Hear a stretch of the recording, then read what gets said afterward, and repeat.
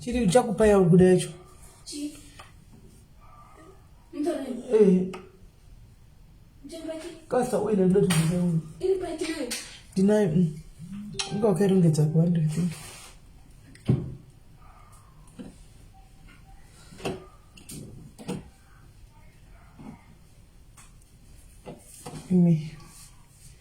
Tengo a pensar ndo kupoeza. Ishi. Ikeria oil Ikeria oil ifani kuita ruizi udande ipi.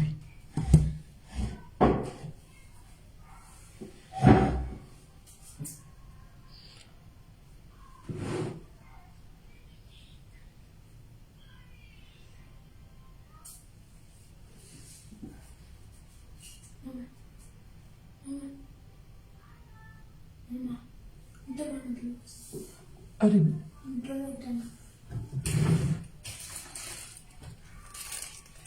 Awo kaputeka. Kulumana tu. Kwangara pa maribu. Magip sana wanda. Hello guys. Hello. What say guys? What say?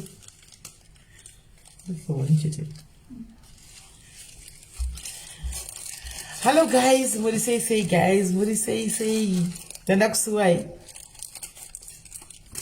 Nanda kusuai. Anzimadzoka. Ndakadzoka Brenda.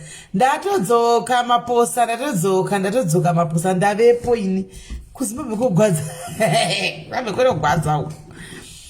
Hey guys, Eve Yeukai Hilda Nyakabau zviri sei Messi Salom Happy Mom Tazu zviri sei Daniel Ola Senzeni Mem Kevi Tembo, how are you? Daddy Mpofu zviri sei Brenda Pawandiwa, how are you? Vimbai Nanyari, how are you? Zviri sei Vimbai Nanyari. Hansi simakati nakadzoka sha. Chedza Makiwa zviri sei Achihoro Fortune, hello there Glenn Kunti zviri sei Abigail Stole Shirichana, I hope makasara bo Eliza Sande, hi Umba Magadalina, hi family, how are you young sister? Memory Chinyadza zviri sei Margaret Nyamajidziwa, how are you? Anzi aizvi matodzoka nevidu saka ndakaita Christmas kuZimbabwe ere muri yangu iri kuno yoga vidiwe Hansi na DQ mningina wangu Merry Christmas email inini email unototi happy birthday DQ inini uniti Merry Christmas unoti happy birthday because inini na Jesu kana akazvabva musa 25 zveshuwa tirima twins andichiona yesi Marilyn mfana uri sei mningina wangu bimba zviri sei inini DD mamo how are you ndiri mutwini wa Jesu kana Jesu akazvabva musa 25 zveshuwa unototi happy birthday in advance because kusera 2 days guys 2 days zasara kuti ndiwedzere rimwe gore hey mwari vanotida guys hanzi senderai wodovi sisimeli love you ina ndakanambuya kana nendo kana dovi kana 1 handina kana dovi kana chi handina ndakangozviwira ini ndakangozvidzokera ini unoona zvakaitika ndakakwira on Sunday handiti ndafa kunovatira kuHarare ndozofuma ndichikwira neMonday makuseni because flight yanga iri ya 9 makuseni handiti saka ndandisina kuSunday ndakashaya kuti ndotenga pai zvazvo kwakatovharwa ndobva ndarara kuHarare ndobva ndangopuma makuseni saka kokuti ungatenga kana maputi chaiwo kwakusina because mamwe maflights ese guys angakadi hanzi mondi alright DQ no problem hanzi happy birthday in advance thank you Nelia thank you guys thank you ndakadzoka guys zvokutenga kana chandakauya nachiro kavhunza vana ava kana chimwe ndakauya ndichizvifambira kana 1 ndakatoya chita zvifambira hangu chandakangotenga guys iwo chini 1 chete ndangotenga ndiro dzangu dzekangu dzandakangoona mune chimwe chishopuso chemuZimbabwe ndichida kusapota saka ndaida kusapota ndobva ndangotengawo ndiro 6 dzekangu dziya ndobva ndangototengawo ndaida kusapota ndawa kuti muZimba nechishopu ichi kana ndodzangu nadzo ngangoisa pakati pehembe dzangu ndikaya nadzo otherwise apo chandakaya nacho yesi mwana wamuyera Tembo uri sei mningi parise pakapa zviri sei Miracle Tibesina Aunt Joshua thank you Alice Joshua ndakafamba zvakanaka hanzi kwakuri sei kuzimu ha shakoma nonompofu zim number dziripa ukaenda pa page shape pamberi pe page pa front page unodziona number dziripo. Muri sei guys, how are you guys? Salibona ninja ni dumela madeko anabudhi. How are you? Tete magume makadi zvenyu tiripo wedu makadiko tete maguma iwasitino tamba pazimu guys pari right anzokai kudzoka kuzimu munotenga mazhanje Chris kudzoka ndichizvifambira akangondigwarisa mashambira hanyanza kuitiwawo futi ndakandogwara nemazhanje kuZimbabwe ndanyanya kuta ndakaita kuta teki nawo kuta kugarira pasi kusadza zidishi kudai ndichidai yansomafamba zvousiku handakuvata ndichigwadzisiwa nemudumbu. Yes, yes, can husband yangu BMK. How are you, BMK? Cheza ndambi zviri sei mai Kim. How are you guys? Nivia Mutenda ma. How are you, Nivia? Cheza mtauchira. How are you? Tendai Ruvisi zviri sei. Messi mashani say love you. My Kim, miss you too. Makaita manyoka ni mashani. Usanitaura zvemashanje chamwari. Akangondura yamashanje pazimu. Right, ndikanitanga kupai feedback guys nyaya pazimu apa ndichika I hope you are all good guys. Aiwa pazimu ndakafamba zvakanaka, ndakaenda kuzimu zvakanaka naka guys.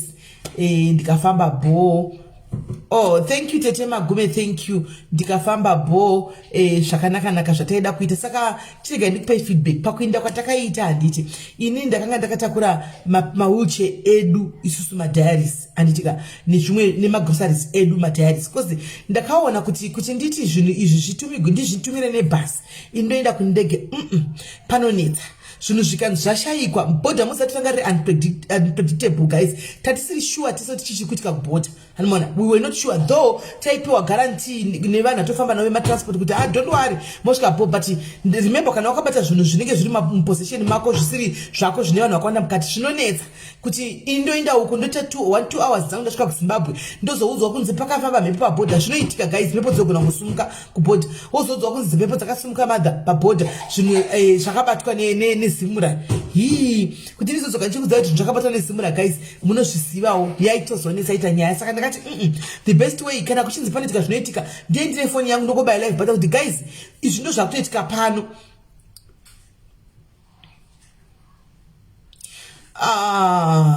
Alright, mira ana tigotaura kuseri, mira tigotaura ana kuseri, mira tigotaura kuseri ana maybe unovaregerera paZimbabwe pakaoma rega ndikusanangurira ina ndiriko. Yes Roslyn, mira ina ndikusanangurira ndiri kweni from the horse's mouth.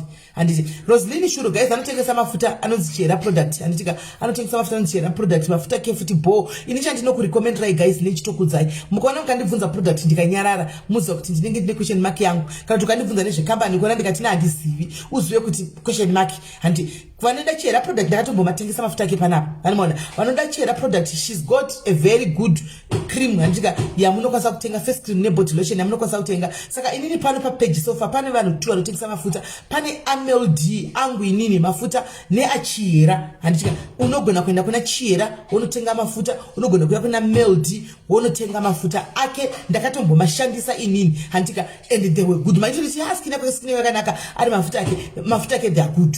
Andimaona inini andina godo ndinosimudzira chakanaka zvinabasa ndinotengesa mafuta saka ndifa ini kana atosvikawo nepano watodarikawo nepano ndofunga kuti nditotaura nezvake ndimusimudzirewo handiti zvichinda zvakadaro saka kune vanoda anotora nesipo inasana tombika sipo saka kune vanoda sipo chaiko she's got sipo handi munogona kutenga sipo kwaari handiti mafuta kari right. So guys ndasvika kuZimbabwe saka ndakanga ndakatakura zvinhu diaries paya ndikati the best way rega ndifambire zvinhu zvangu guys pane zvinhu zvangu inini ndo pandei ndiri panenge paitika chaitika guys ini ndongoti guys honai zvakuitika memuchizvionera handimaona memuchizvionera kuti zvindo zvinhu zvikutoitika pano handimaona memuchitozviona kuti zvindo zvakutoitika pano izvi saka ndakati rega ndifambe ndifambe nezvinhu zvangu saka ndapinda mubhazi paya haiwa tatirimo muna mubhazi tatine bhazi rede tachifamba naro randiri kungoti nanhasi kwirai munofamba zvakanaka nditika bhazi iri ndo nana bhuru wangu ndakada kuburisa palive ndichitaura naye nichinterview ndi bhuru wangu zvokudaro zvenyika makoniso ndaiburisa palive ndi bhuru wangu so I was disappointed and angry at the same time pandakaona I don't know ndatozviona nhasi I don't know how what happened kuti kune munhu akatotsvaka clip why kuti zvidini and started bringing up zvinhu zvakudhara zvakusekulate ndatozozviona nhasi ndopa ndatozozviona and I'm like was this question say chichi kuitika, but guys, you know people on social media and there's nothing that we can say. Animaona munhu yanozvenyika zve munhu wangu zvekudaro ni bro wangu chaizvo zvokuti akada kutaka kutondwanzira ngona tondwanzira ndichitosekerera iye ndichitomwanza achitosekerera. Saka kune ava vakanga vatora chiklipa chifunga maybe vakurwisana kudi handizozivi kuti zvimwe muchifungei handizivi, because ini kana pakufamba guys ndikaona munhu andoziva kuti akamboitawo zvakaita asi pane lesson pachinhu chakaita guys ndinotouya naye ndoti inzwai nyaya kana chida kutaura nyaya yacho kuti vamwe vadiki vari mutsoka dzake vadzidze zvakafanira kuti tikasangana nemunhu wemadrugs. Takaona musikana wemadrugs aya guys, mukadzi wemadrugs tiri panzi pabosuku paya patanga tiri papa kupretoria, handi tikatomudedza ndikatomupa 70 rand yekuti tizwe kuti akapinda sei madrugs, machallenges anosangana nawo madrugs, because I understand kuti tine vana vakaona kana kuti vamwe vanhu vatori pano vanouse madrugs vanenge vasingazive end result yemadrugs. Ndikatomubhadhara 70 rand zvamakaona palive, ndikatiudze akataura kuti unodonha mazino, ona handichina mazino, ndakadonha mazino nemadrugs andaishuta aiti she's drug real chaziva makaiona handichika vamwe akati ndakanga ndakaisigwa neboyfriend handichi. Saka izvozvo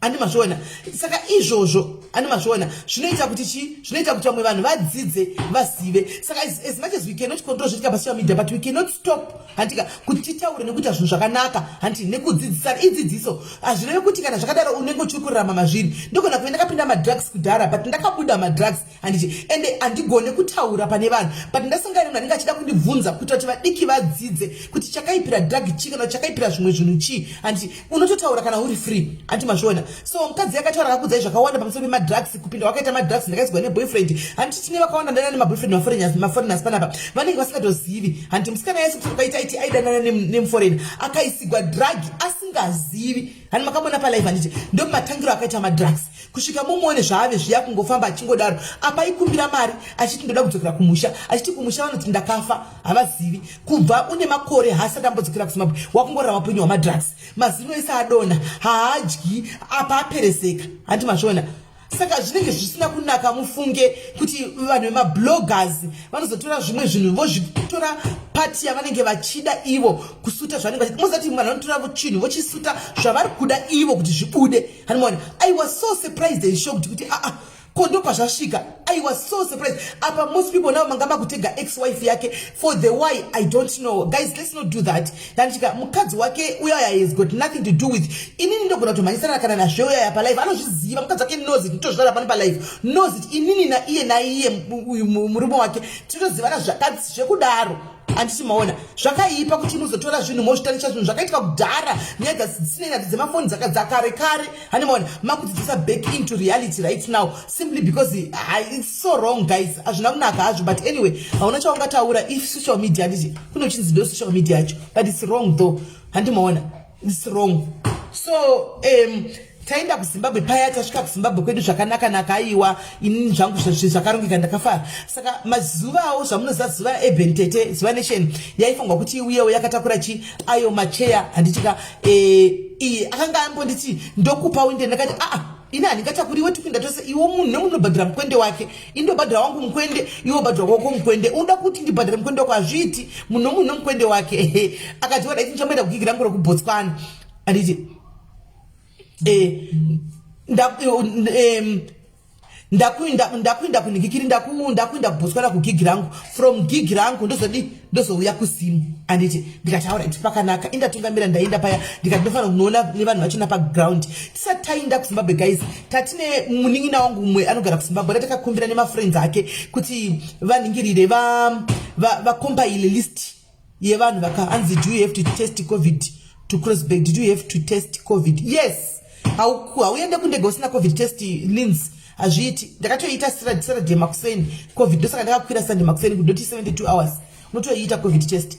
Saka yesi sataura zvina musoro wangu warova wena right. Saka zvadaro papa ndikati munhu nemunhu nokwende yake indaenda nekwende yangu ndasvika kanda kutoita mane vangu chichimbona vamwe ndakusokosa kona vese because weather guys kwanga kwakusingaiti kwainaya pati pakatombonaya 6 hours non stop mugweri nechando chiya apa inini kuzvita kamhembe mai mwana ndafamba ndisina kana juice mai mwana ndawa kuti kuri kupisa ndakangopfeka chinozi chimwe chijaketi chisina kana nebasa rese chikati chando chekugweri chokuitei chinokushura mai mwana mataviro wakaimba kati ndichapagwira pachina kumira mushi saka ndasvika kugweri kwaiva kudaro then kune mumwe mukuziva chitizo cha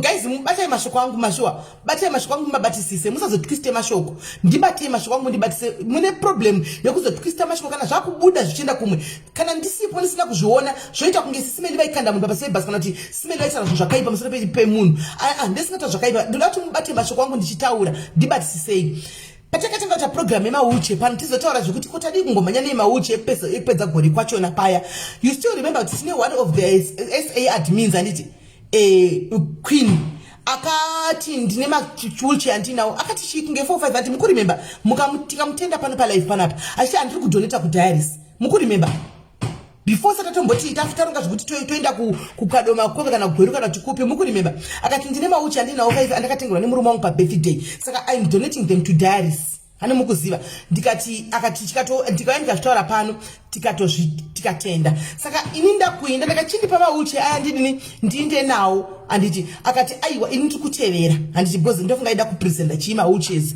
akanga atengawo ega of which that was good akati ndotevera nemauche ndikati alright no problem ndachitise zvoisi zvedu zviri zvemadiaries handi remember kuti namba yanga yakatonyorwa ikatokwana yeaya ake edu atakatenga neazuva namba yevanhu takanga titsvagai namba yevanhu ava vakwane 15 20 vanhu vakwane 20 ndo vanhu vatichapa mauche handi isusu hatine edu 15 handitika then 5 aibva kuna zuva right saka tadara kati ndikuyenga kuti alright pakanaka tindosunga mangwana maneri kati aiwa pakanaka indobva ndatungamira hangu andisvika ndatungamira kudaro nezvinhu zvangu ndasvika papai zvakanaka nakawo zvatodii tasvika zvakanaka hapana problem takamboona murodhi kana kudii hapana problem yatakamboona habe takatofamba chinakirwa singatoiti mubhazi takazara mubhazi taitonakirwa singatomboiti saka tasvika kugweri kwakuyawo zveshuwawo function yedu iri kosakusira mangwana hakunobhikiwa booking unomanya office to office kuti ungowana nzvimbo mufunge kanzvimbo kokaya kadiki diki kakayaonei kuti uitire function kaya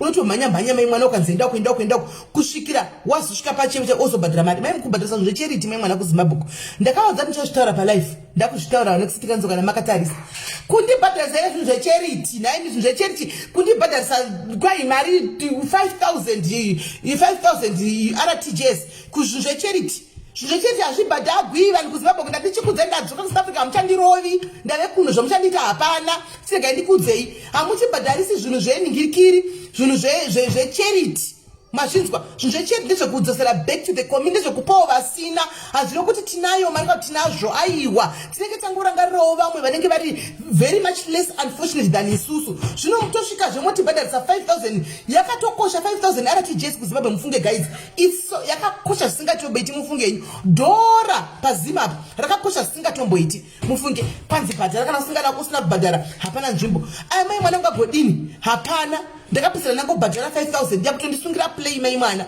amenolinse kuti 5,000 imari iri kuma-US ndakazomboka ndandagumbuka kuti shuwa ndingabhadhariswa zvinhu zvecharity hani maona ini chero pabodha ndakatozvitemba kuti chero vezimura vakati lakutondoti hamungatori zvinhu zvecharity ka ndandakatozvimirira izvozvo zvinhu zvenhingikiri zveuyuyu zvecharity unofanira kutongofamba shuwa chesvika kuti ndaizokwira mauche ndikafamba nemauche ndakakwira mauche 10 anenge ndeichimadii hani ndezvecharity right zvapera pamwe ndabhadhara paya takuita ndakurohwa neana kaguys manje dei rakufunga kuti tichisvika manje mangwana sera mangwana efunction ka guys vanhu vane mauche amwe 2 avapo guys ini ndakabata mauche 10 5 ana going 5 ana zuva guys vanhu vasati vasvika avo ini ndatove confused hanimona ndatove confused kuti zviri kufamba sei hanimona ndatove confused kuti what is happening vana vasvika here vadha vasviki memwana ndabata nhingikiri ndabata zuva I had the following day kwasara 1 day guys kuti one day kuti tiite sanhasi function kumangwana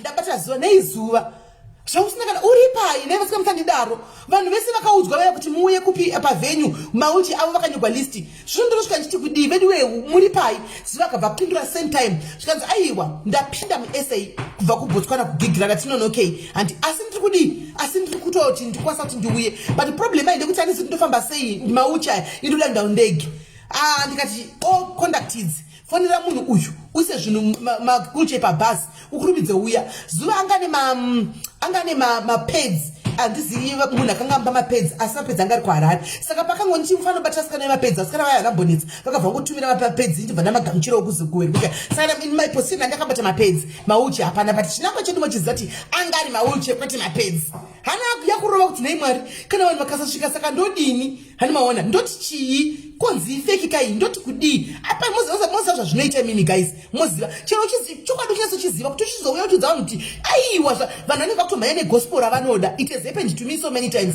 chokwadi uchizochiziva kuti ndizokusanangura kuti guys aiwa kunonzi inema hakuna zvakadaro munoziva apa ndava manje nestress kuti vakomana saka ndoita sei panapa akati no ndikusvika zuva function mangwana manya kwakuri makuseni kuma6 ndati manya panhamba idzi sezvinobva bata munhu yakati no buyai nawo ndokuti mwari wangu asi zvenzwa iko kuinda nyaya inganokai siwo wamanya first abamuka zveshuwa amanya aenda kwananda mutuma kwavya anosvika kuti ndauya nemauche andatumwa nasimelo yanzi ndikupei vanhu vaya vatira mauche andika vakana bhazi ratondiri kusumuka na10 makuseni bhazi rasumuka kuma10 makuseni vatondiudza kuti atava murodzi ndikati mwari makanaka bhazi rinosvika makuseni kuchiedza rosvika makuseni kuma910 isitotanga kuma12 aiwa mauche bho anenge asvika hanimaona ndarelaxa paya ndiri kubata umwe wangu uyu gweini manje wedu wedhiaries uyu nei gweini uri papi gweini ari kuti mota yafa munoziva guys mudumbu wandakaita ndakaita mudumbu guys zvikanzi mota yafa handi muri kunzwa mota yafira kupi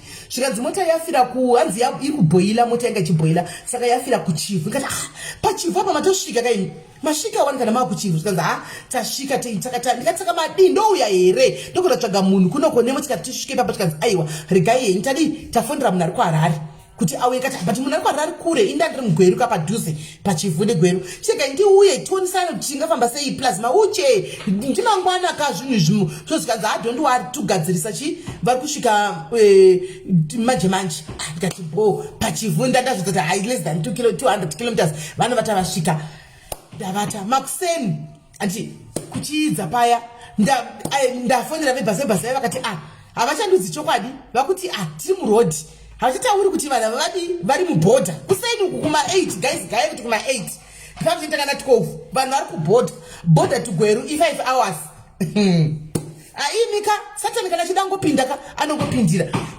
ndikati mwo muri murodhi andafara ndikati havari kuuya hani mazviona ndabata wangu uya admin wakati kosha mwari haufa uri kupi zvikanzi tingori kuchivu ndikati kuchivu muchiri kuitei asati auya munhu uya zvikanzi zvakaoma iyo mota yauya munhu auya ati pamota nyuwani iyoyo mota iyoyo futi yaita futi problem muchingori kuchivu ndiuye here zvikanzi aiwa tirikugadzisa tikuuya pamai mwana kwasarigwa 4 hours to go ndoita sei ndakuchingobatira manje ura maoko handichazivi kundoita sei manje apa hanyangu yakurova apa handichazivi ndikati vakomanaka iyi ndo inonzi flopish iyi ndo inonzi flop manje pofambiswa sei zvoitwa sei panapa poitwa sei ndobva ndati rega ndimbomira tione dzakuma10 ndafonera futi vakoma nebhasi yavaya ndopakasara chokwadi chikanzi mukuna zvikuitika sisters bhazi radambura trailer makambona kuperekwa guys bhazi radambura trailer saka takutomboenda kunogadzirisa bhasi tozouya saka kugweru tokorasva kuma7 manheru titapedza mai mwana ndakazorora mai mwana makambona kuzorora ndakazorora kupetewa chako ndakapera pawa kana remuromo unorishayiwa kabata foni saka mati munosvika manje zvikanzi nokuti trailer radambuka saka ratombonogadzikwa pa rinenge rakalodha katrailer like Christmas ino vanhu mune makatozara magroceries ndakachipera pawa guys ndikaona kuti finish apa pazuva atokwira atosvika akutove murodhi kuya kubva kufunction vari kuziva kuti maushi asvikawo maushi hakuna ari kubhodha kugadzikwa trailer uku mai mwana indangobata mamwe 10 ediaries mamwe 5 ediaries ana admin ndabata admin mundatosinda message kati admin kama kundiomesera muri papi admin muri papi nokuti wena ipasara 2 hours titange apa pamoza zvokuZimbabwe guys vanhu ava vakaremara vakanga vatoziva ati vaiziva vanga vatoita group ravo revanhu vakaremara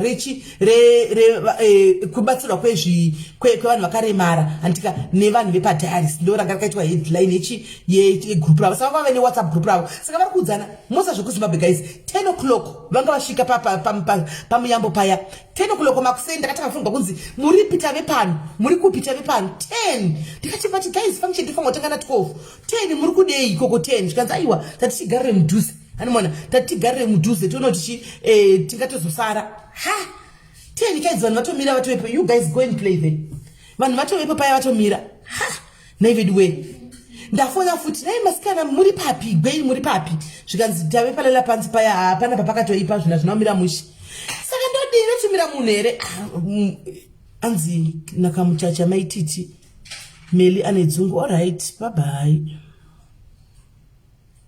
Bye. Right.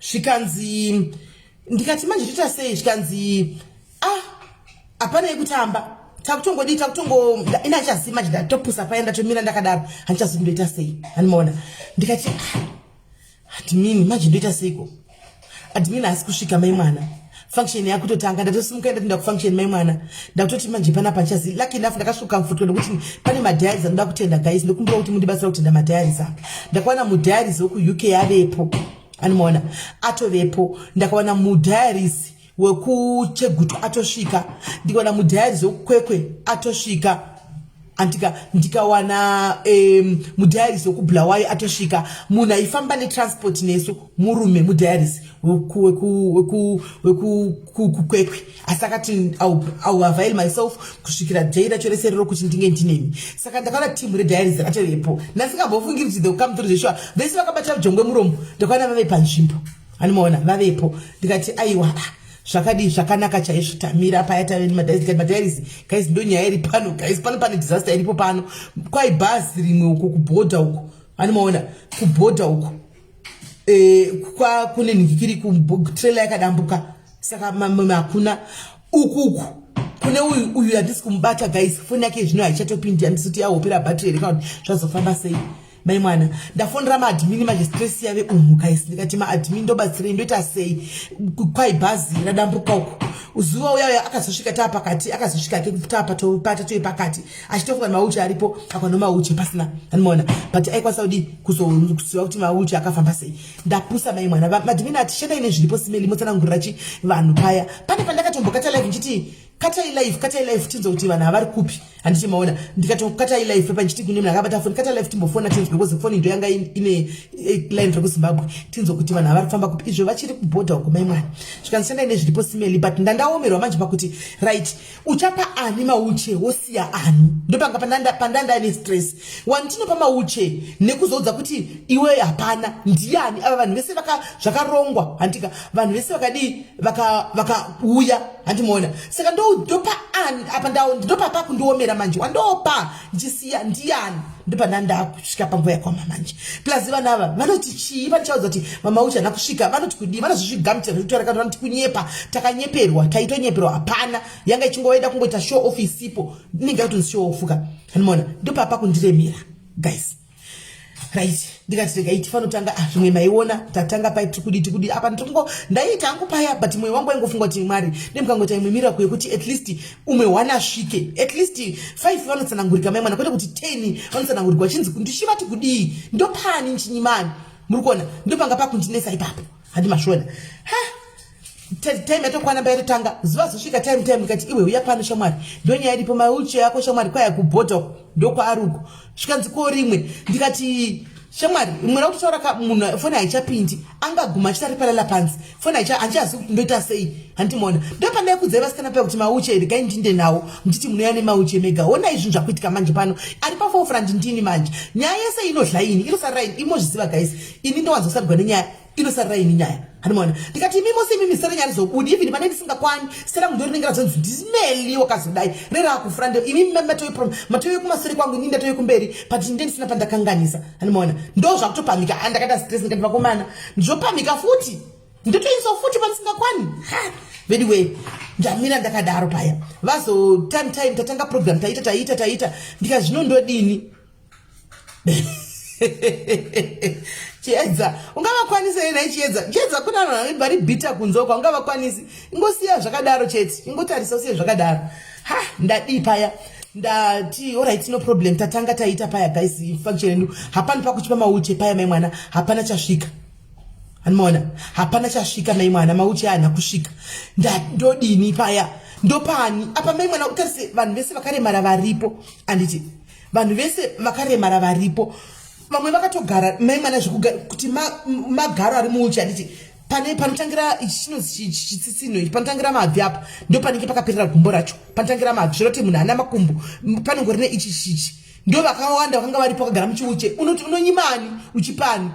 Guys, I had to be ndakanamata ndiri pamwe kati mwari ndibatsirei pakuda hungu ari pano apakuda intelligence yenyu ndo pani chiti ndonyimani chiti kudii ndo pa excuse kuti kudii ndasingazazivi nguva yekupepe ndakati okay guys here is what is happening guys vakuitika pana baka ndikuti mamwe mauche ndakurondedzera manje anga ari rimwe basi handimaona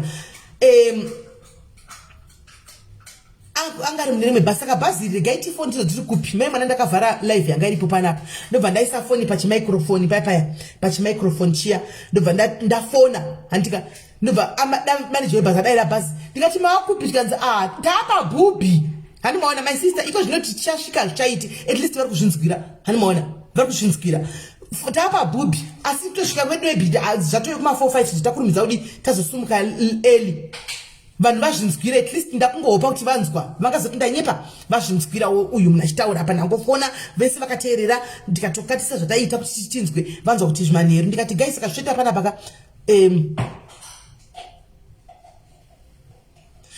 hey kanzi regai tipine comment uyu and it's a very valid comment the way anyora it's a very valid comment anyora ish Hans, it's a lesson. Next time, don't donate it. My twins, as much as I'm not justifying, no such a kuti sizo manyane nyaya yemauche akanga donate kwa pano tisina intention yekuti tichaita ozvemauche isusu akadonate katikati zvino mauche adonate aya 5 oga tingangopa ntodini chega tichimboita project atichomboitawo kuZimbabwe handiona ndo pakapinda nyaya yemauche saka utizofunga kuti maybe zvaizonda nepamwe iye munhu anga ari pano palive panapa munhu anga atouya akataura pano palive kwini akataura pano palive kuti ndine mauche andina vanhu tikatomutenda pano palive kuti ndizofunga zvaizodaro handina mbochifunga ini handiona tikangoti aiwa kazvinhu zviri in order handimaona so ini ndofunga mistake yakaitika pandakamuti ndipe tinde nazvo diaries paya akarambaona naiye kwaariwo maybe zvichaitawo listen plus remember my charity work yatinge tichiita saka mucharity work zvinonetsa zvinhu zvecharity work zvagara zvine mutauro zvonetsa vidiwe zvinhu zvecharity work zvinonetsa unotoga indatozviziva chero ndichi pane ndiri right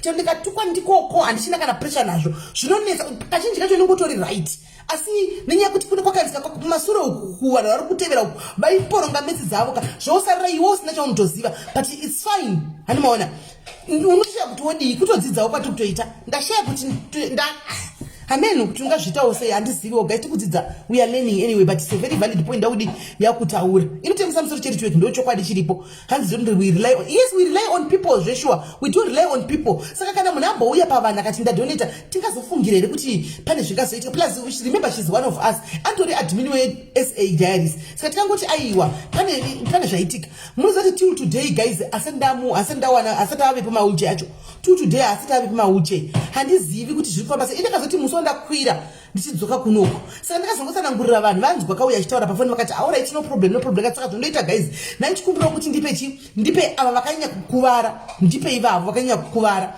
anditi vakanyanya kukuvara ava ndokumbira kuti mundibvumire ndipe ivavo then the rest mozodi achazouya muchapiwa but handichazivi kuti zvinofamba sei handimaona apa pandikuvashunga mozati nanhasi guys nditove nestress izvo zvingona ndakadai nditove nestress because aziva akazouya handika vanhu vamwe vakakwanisa the following day vakakwanisa kupia akazosvika usiku wacho saka the following day vanhu takwanisa kudi kuvapa kundidzokera mudzimba mema tichinovapa vese one by one vese vava pane 5 vakashota ayaya ndiwo ana admin wedu eSA admin weSA uri papi zvikanzi ndasvika mugweru uri papi tizotora zvikanzi ndokufonerai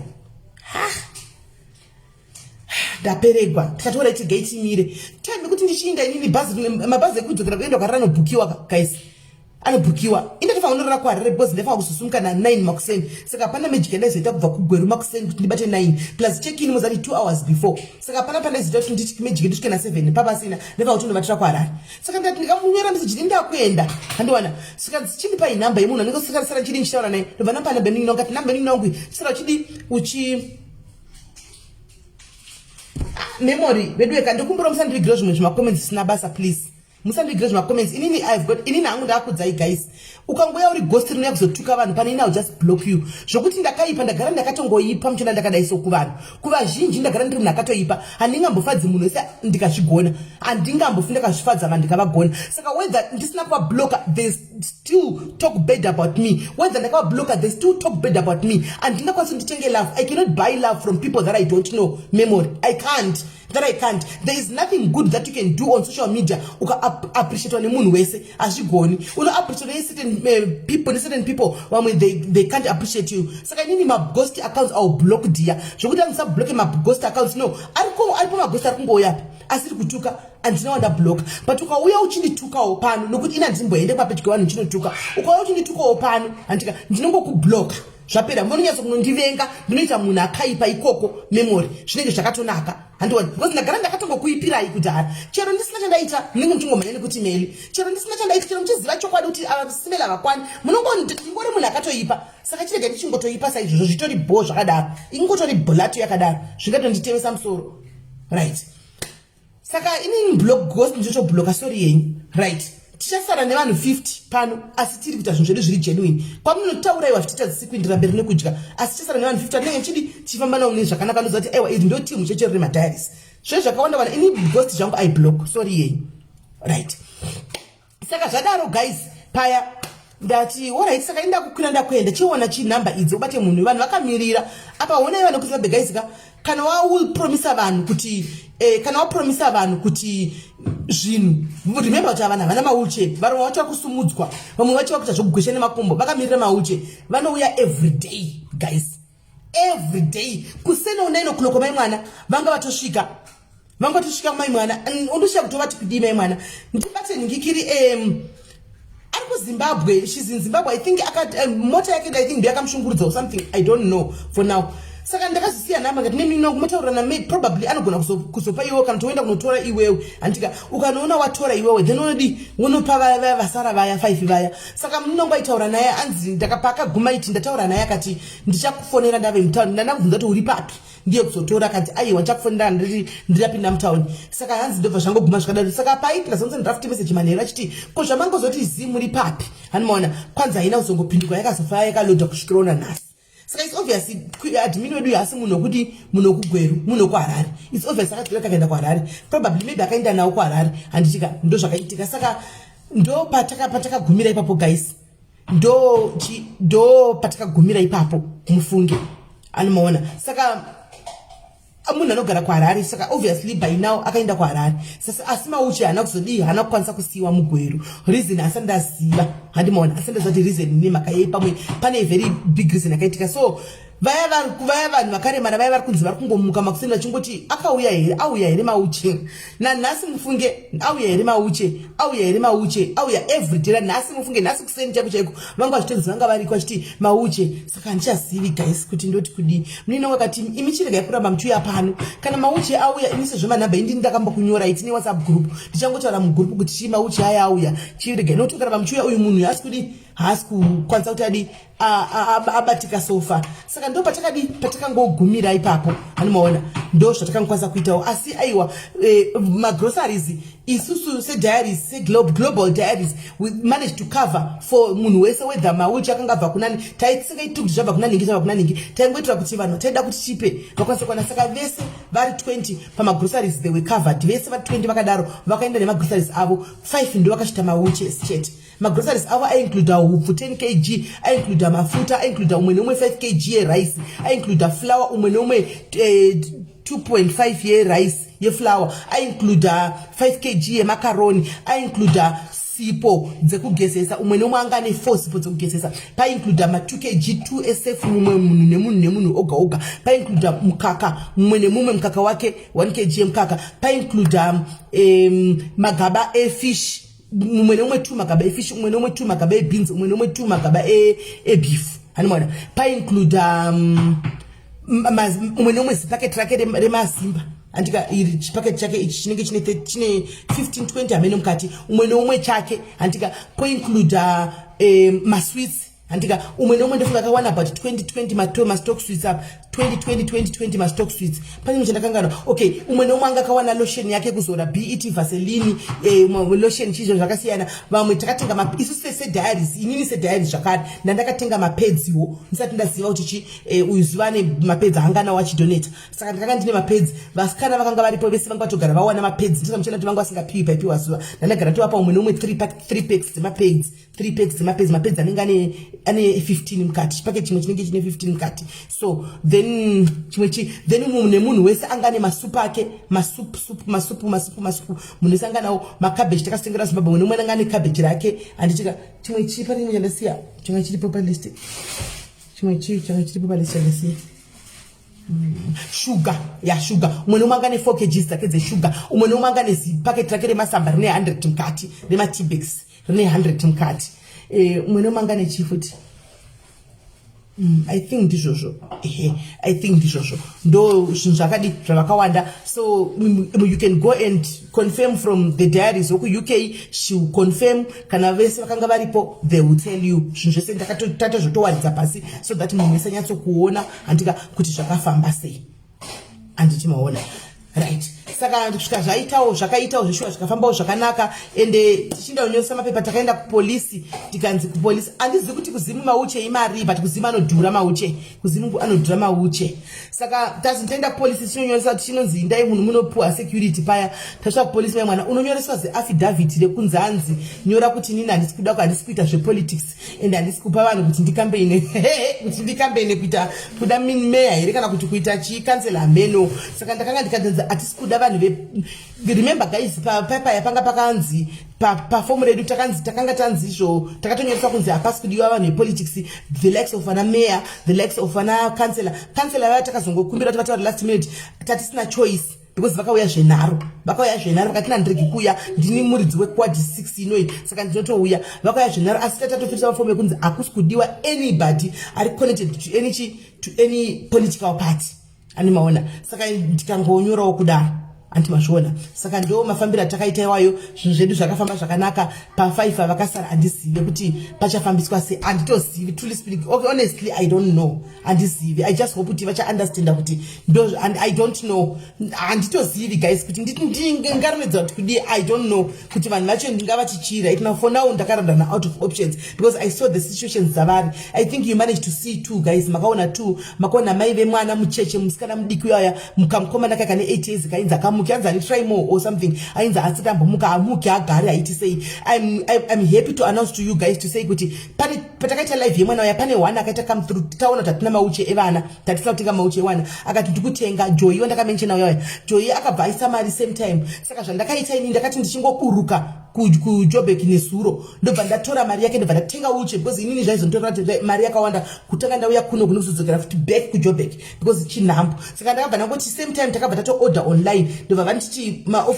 warehouse riri muJobek you can go and collect ndobva ndatinokoleta uche yemwana ndobva ndatoisenda uche ndobva yatosvika ndikusira nezuro pandakasvika ndobva ndatoisenda yakasvika nezuro uche guys ndikatumigwa picture mwana akagara muuche mwana waya for the first time akasekerera thank you Rose Petals, thank you. Pana anozi Rose Petals ane botiki mugweru ini yanamboposta zvino zvinhu zvake zvari kutengesa ati nini I can buy one wheelchair ati anogona kutenga one wheelchair. Thank you Rose Petals, thank you Rose Petals boutique, thank you guys, thank you. Andina kuona comment section thank you. Anza how much the wheelchair anotengwa kunoku now akudhura manje iko zvinezvi one wheelchair is close to 2.5 to 2.8 3000 3.5 4000 zvinodependa saka isisa takatenga iwayo takanga tamaona chinzi 2000 but patakazinda kunotenga isisa takaona iri price yakudhara inga sina bvisa pa internet mauche esa aita 2.7 anta 2.7 mauche 2.5 2.7 ukari ukamawanawo hanimaona saka December unoi andizi kuti achazowana here zvokudaro nokuti vanhu vema organizations vakawanda kana akabuda ndipo pavanomatenga saka dzidzada kutsvagwa saka at least so far pane one Rose Petal. Thank you for coming through Rose Petal. Thank you. I'm really honored and we are really blessed to have you. We are really guys. I would also wish kuti vanoda fashion wherever guys anoposta everywhere timu support umwe wedu anotengesa zvinhu zvakanaka zvikuti zvakanakisa ndiye akatipa bhegi rangu reyelo naimi imbonitorero kabhegi rangu reyelo ndikandireyo nditorero kabhegi rangu reyelo riyamu yenaro ndoziva kubika mafuta ingotora kandi ingobata ane chinhu nemagloves but isawu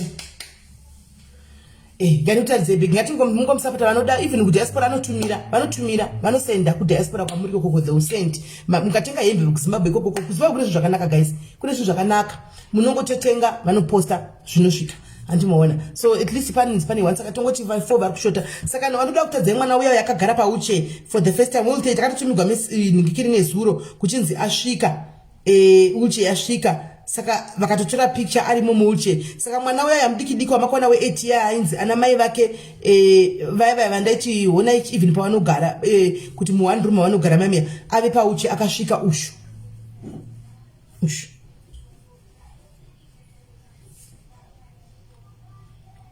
ani muri kumona ushu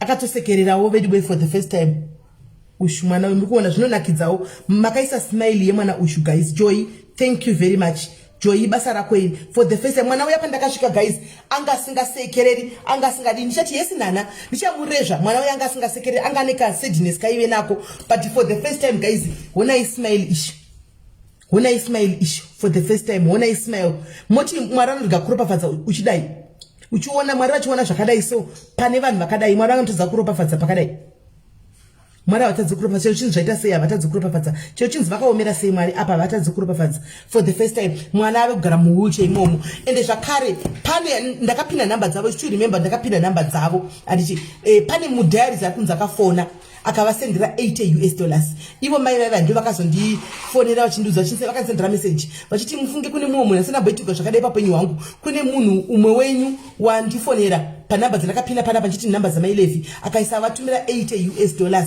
kuti vatenge chikafu vachitoti ndabhadhara chikweta rendi 3 months ndabhadhara rendi yangu ye1 room iyoyo vangu vachikweta 3 months vachiti ndabhadhara rendi yangu ndandisiti mwari wandibvira nekupi ende vakatenda zvinodonedza musodzi vakatenda zvinosaka whoever you are I don't know who you are akavatumira $80 because naiva vatoziviwo kuti ndiani handimaona asi whoever you are you know yourself thank you very much ende mwari vakuite zvidhafudhafu mwari vakuite zvidhafu saka uyo atindi kutenga ime one chebo wehospitals boti guys ndiko bhegi rangu iri zveiri guys bhegi zveiri guys iri bhegi iri akati achingodona akati aiwa sisimelizvi hamungangoindi torai bhegi apa ndikati madhayaris bhegi totora ripi madhayaris akatora yellow hona ibhegi guys saka zvakanaka kakuti tisupport handika timusapotewo handiti ane page rake ndicharamba ndichingokanda malinks ake mazuva nehembe dzaanotengesa pane masutu echirume akanaka vediwe akapenga Bishop Logistics makatenga suit here muna here suit Bishop Logistics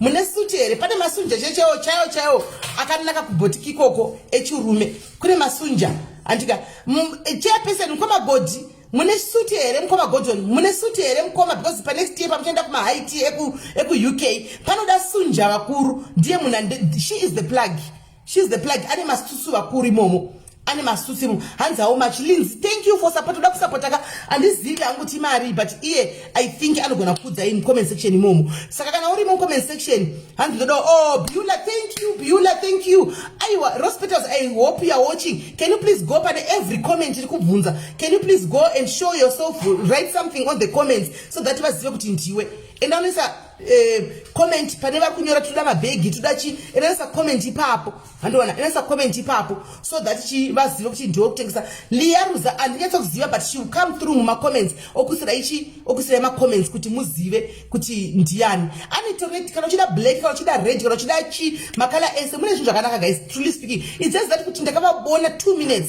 hanimaona hanzi hospitals please let's see your stuff right hospitals wadari kumbira kona staff yako pinda ma comments please pinda ma comments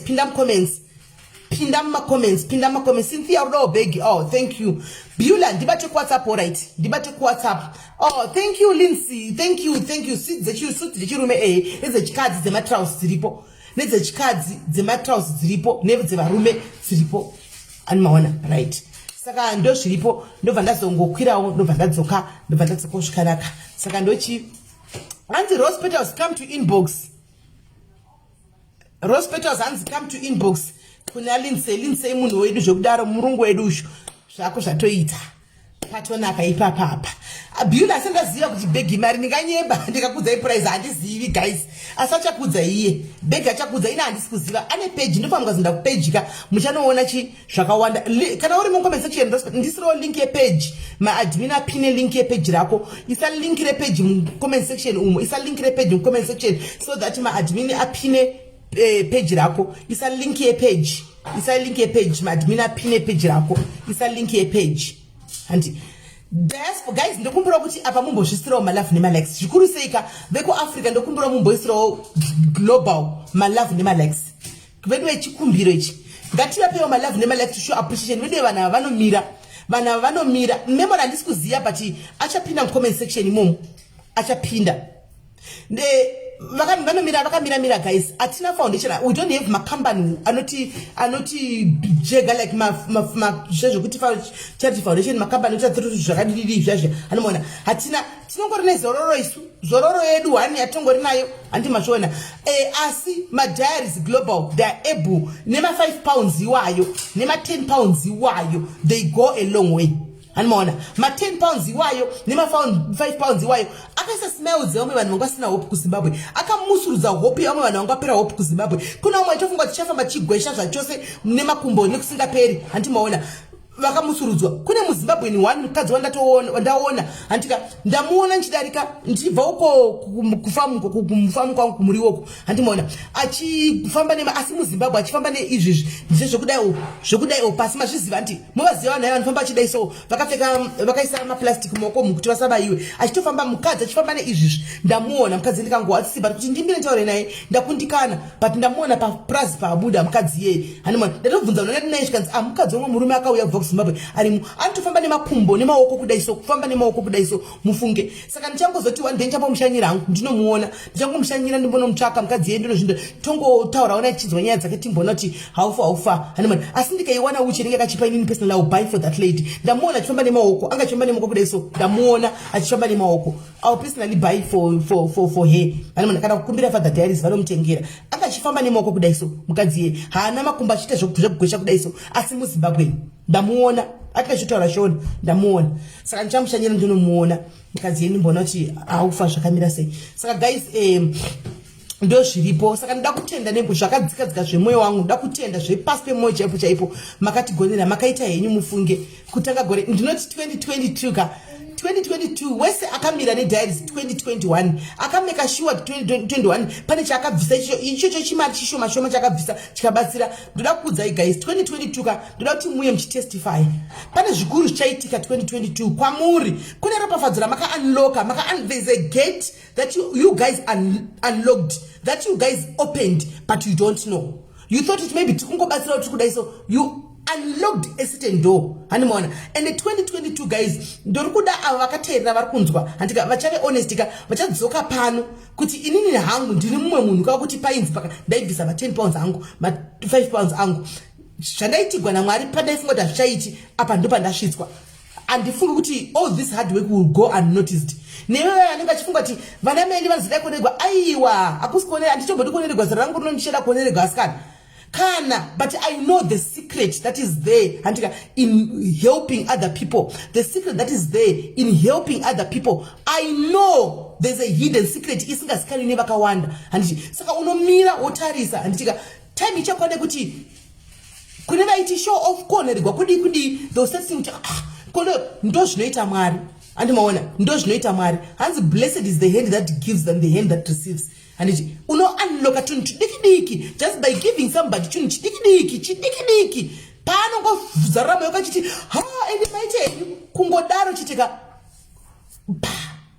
avhura ngikiri the floodgates of heaven avhura maiwana topafadza rota kuduruka then nditengaidi kuti vanhu vakaromba vanhu vana kuromba vanhu vanenge vasina kuromba asi zvavanoita vanhu handimaona ndo mabasa ako vanhu zvaunoita zvinokuteverera mabasa ako akanaka ndosa uchinzi ukachera gomba unowira mariro ukaita zvakanaka wazviitira ukaita chakaipa wazviitira vanenge vachiita zvakanaka saka zvakanaka zvichavateverera zvinokuteverera ukaita zvakaipa zvinokudiwo zvangokuteverera antimazviona so thank you very much guys mese global ndinonzi hangu anzi ndiri asilika yenyu ndakambonzwa shoko rokunzi melano asilika yevanhu veku-UK vazodididi hamene zvaingotaurika but ndiri asilika zveshuwa zvina kushata because I know the value that you have andika to me andika tichibatsira vamwe vanhu kunzoko I know the kind of value that you are to me and that value yoyo andiitambisi ende ndakatoibatsira ndandiitambisi saka ndangotenda anditi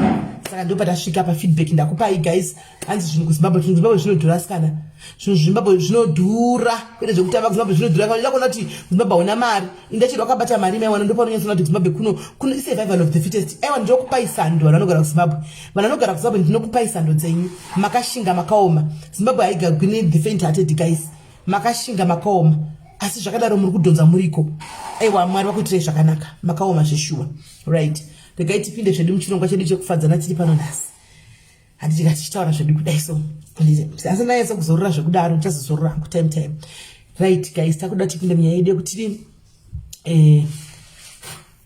anogara kuSA munomu SA but right now I think she's in Harare ndoti ndokumba kwavo right takuda kuti guys tipinde munyaya yedu indangobvunza kuti uri kunetsekana nei uri kuchema nei handiti musandudza zvoti muri kuchema please switch off that phone. Waisa maoil manga 16 asa maoil 29 maoils waisa ma 29 sure waisa yakawanda musi right sorry pana munhu arikubika mafuta kumashure kwangu kune munhu arikubika mafuta evanhu kumashure kwangu zvendiwezve utozvindudza tosvika waisa ningikiri waisa anti reaction ski kuto isi kuti rumwe unoisanganise neolebile uimixe neolebate right saka guys takuda kupinda ndatinini aripo precious aripo angagoende pake aripo pano saka toda kupinda munyaya yekuti ndasi kuchema nei kana chiti kuchema nei handisi kuchema musave muchiti kwai ndikuchema nemari guys musati ndikuchema nemari handi musataura ndikuchema nemari guys asi zvichemo zvandikutaura handika kana ukafona kuda chichemo chiri kukunetsa chiri kukutambudza mupfungwa dzako panguva ino uri kumba kwako uri kwauri what is happening in your life handi usadyire bhonzo kunyara handi wakachengeta chinhu chiri kushungurudza mukati memwoyo wako right now because chinokukuvadza handi we are total strangers in your life panapa be free hausano uhama dzinogona kuzofamba nenyaya dzako open up unenge uri pafoni akuna nokuziva wana mazano munhu ari mucomment section handika wana munhu anokurerutsa zviri pamwe I don't know why I chose kuti ndingoene izvi I feel like kune vanhu vari kuvameno vakangoremekwa nezvimwe zvinhu so maybe 3 calls dzandawana nhasi dzakangoti nyaya dzakada kufanana maybe ndo zvaita ndinguva yanchidaro handimaona 3 calls zvikuru sei vanhukadzi 3 vese vafona nhasi muna nababa muri kunetsa mudzimba vana baba vari kunetsa zvekudaro handimaona saka probably hauna munhu kutaura naye handi hauna munhu kutaura naye na kudii I'm giving you this opportunity kuti chifona nezviri kunetsa utaure handiti zviri kunetsa uwane munhu akambosangana situation yakusangana nayo right now akubatsire usanyara kuti hanzi nokuti zonzwa kuti murume wangu akanyenga kana kuti ane girlfriend tozviziva kuti varume hapana vasingazviti varume ndo zvavanoita handika usanyare iwo tsvaga batsiro help tsvaga udzwa zvekuti urare une comfort nhasi ari right tusirai ari right zvekuti handiti right saka number iyo ndapina yapinwa na chairperson okay right hallo pachirongwa Hello. Makadiva kom. Mulaide. Musheka njani? Mauche hapa naye. Hana wakom. Ndaona pledge. Ndaona pledge yetu. Wapi kwa Harare? Inongoza mabazi inongoza mabazi vanogamuchira. Wengine wapi kwa Harare? Zvakanaka kavakoma inoiswa mabhazi vanogamuchira. Magonesa imi. Magonesa ndokunonzi kugona zvokuimi vakoma. Magonesa aiwa guys isai vakoma vangu pa UK apa muona zvandokudza kuti ndandidi navo vanhu ava. Wheelchair dza 3 tane 3 wheelchairs 2 more to go. We've got 3. Thank you vakoma regai kana napedza live ndokubatai. Kana ndakubata tona kuti tingashandisa kuti i-transport inde kwa reva vanogamuchira kurengi uko. Iripo. All right. Hanzi na kweimimi na brown na brown ningirikiri.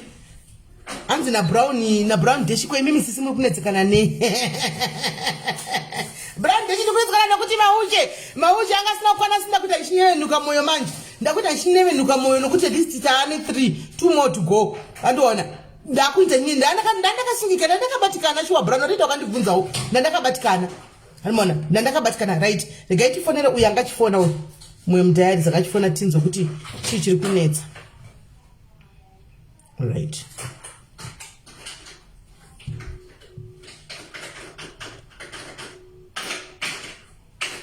Nyuka mudzipura zviri sei?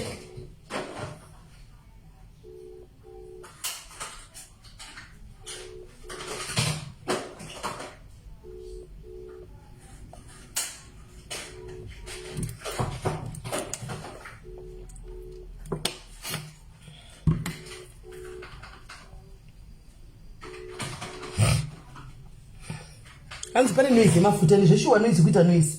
Mabepa akwai. Anga chifona I mean achabatirika itinzwe. Right. Number dzakapinwa idzo guys, number dzakapinwa dziripo.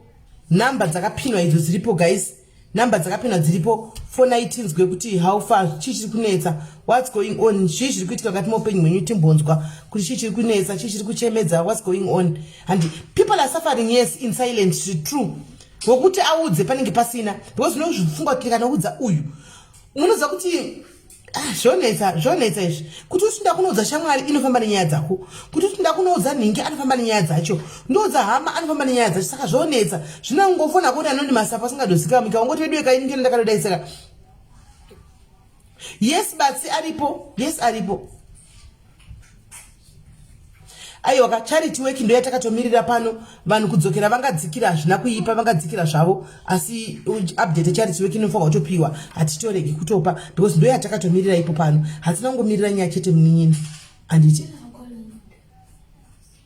right guys baripo inoda kufona tinzwe and Selina will be back tomorrow. Mchavaona pa live tomorrow, you will see her pa live. And Selina will be back tomorrow. Right, varipo ero vamaruda kufona guys tinzwe kuti saka nhasi guys mukureva kuti tiri right tese nai. Tiri right nai. Mese tiri kufara tese nai ka hapana kamusezanisi. Tiri kufara tese nai ka. Amari right zvokuti Sharon, ari bo zvokuti.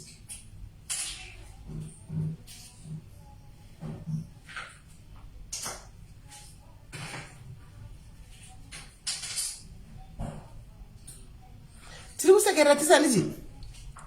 Tiri kufara here asikana tese. Hanza hapana right sisineni. Chifona katinzwe munin'ina chichi kunesa right. Hello pachirongwa. Sisimeni makadi. Ndiri right mfana wangu rise. Ndiripo. Chiri sei chichi kunetsa. Ndaweyo nine. Just amount to stay voice rangu kozi.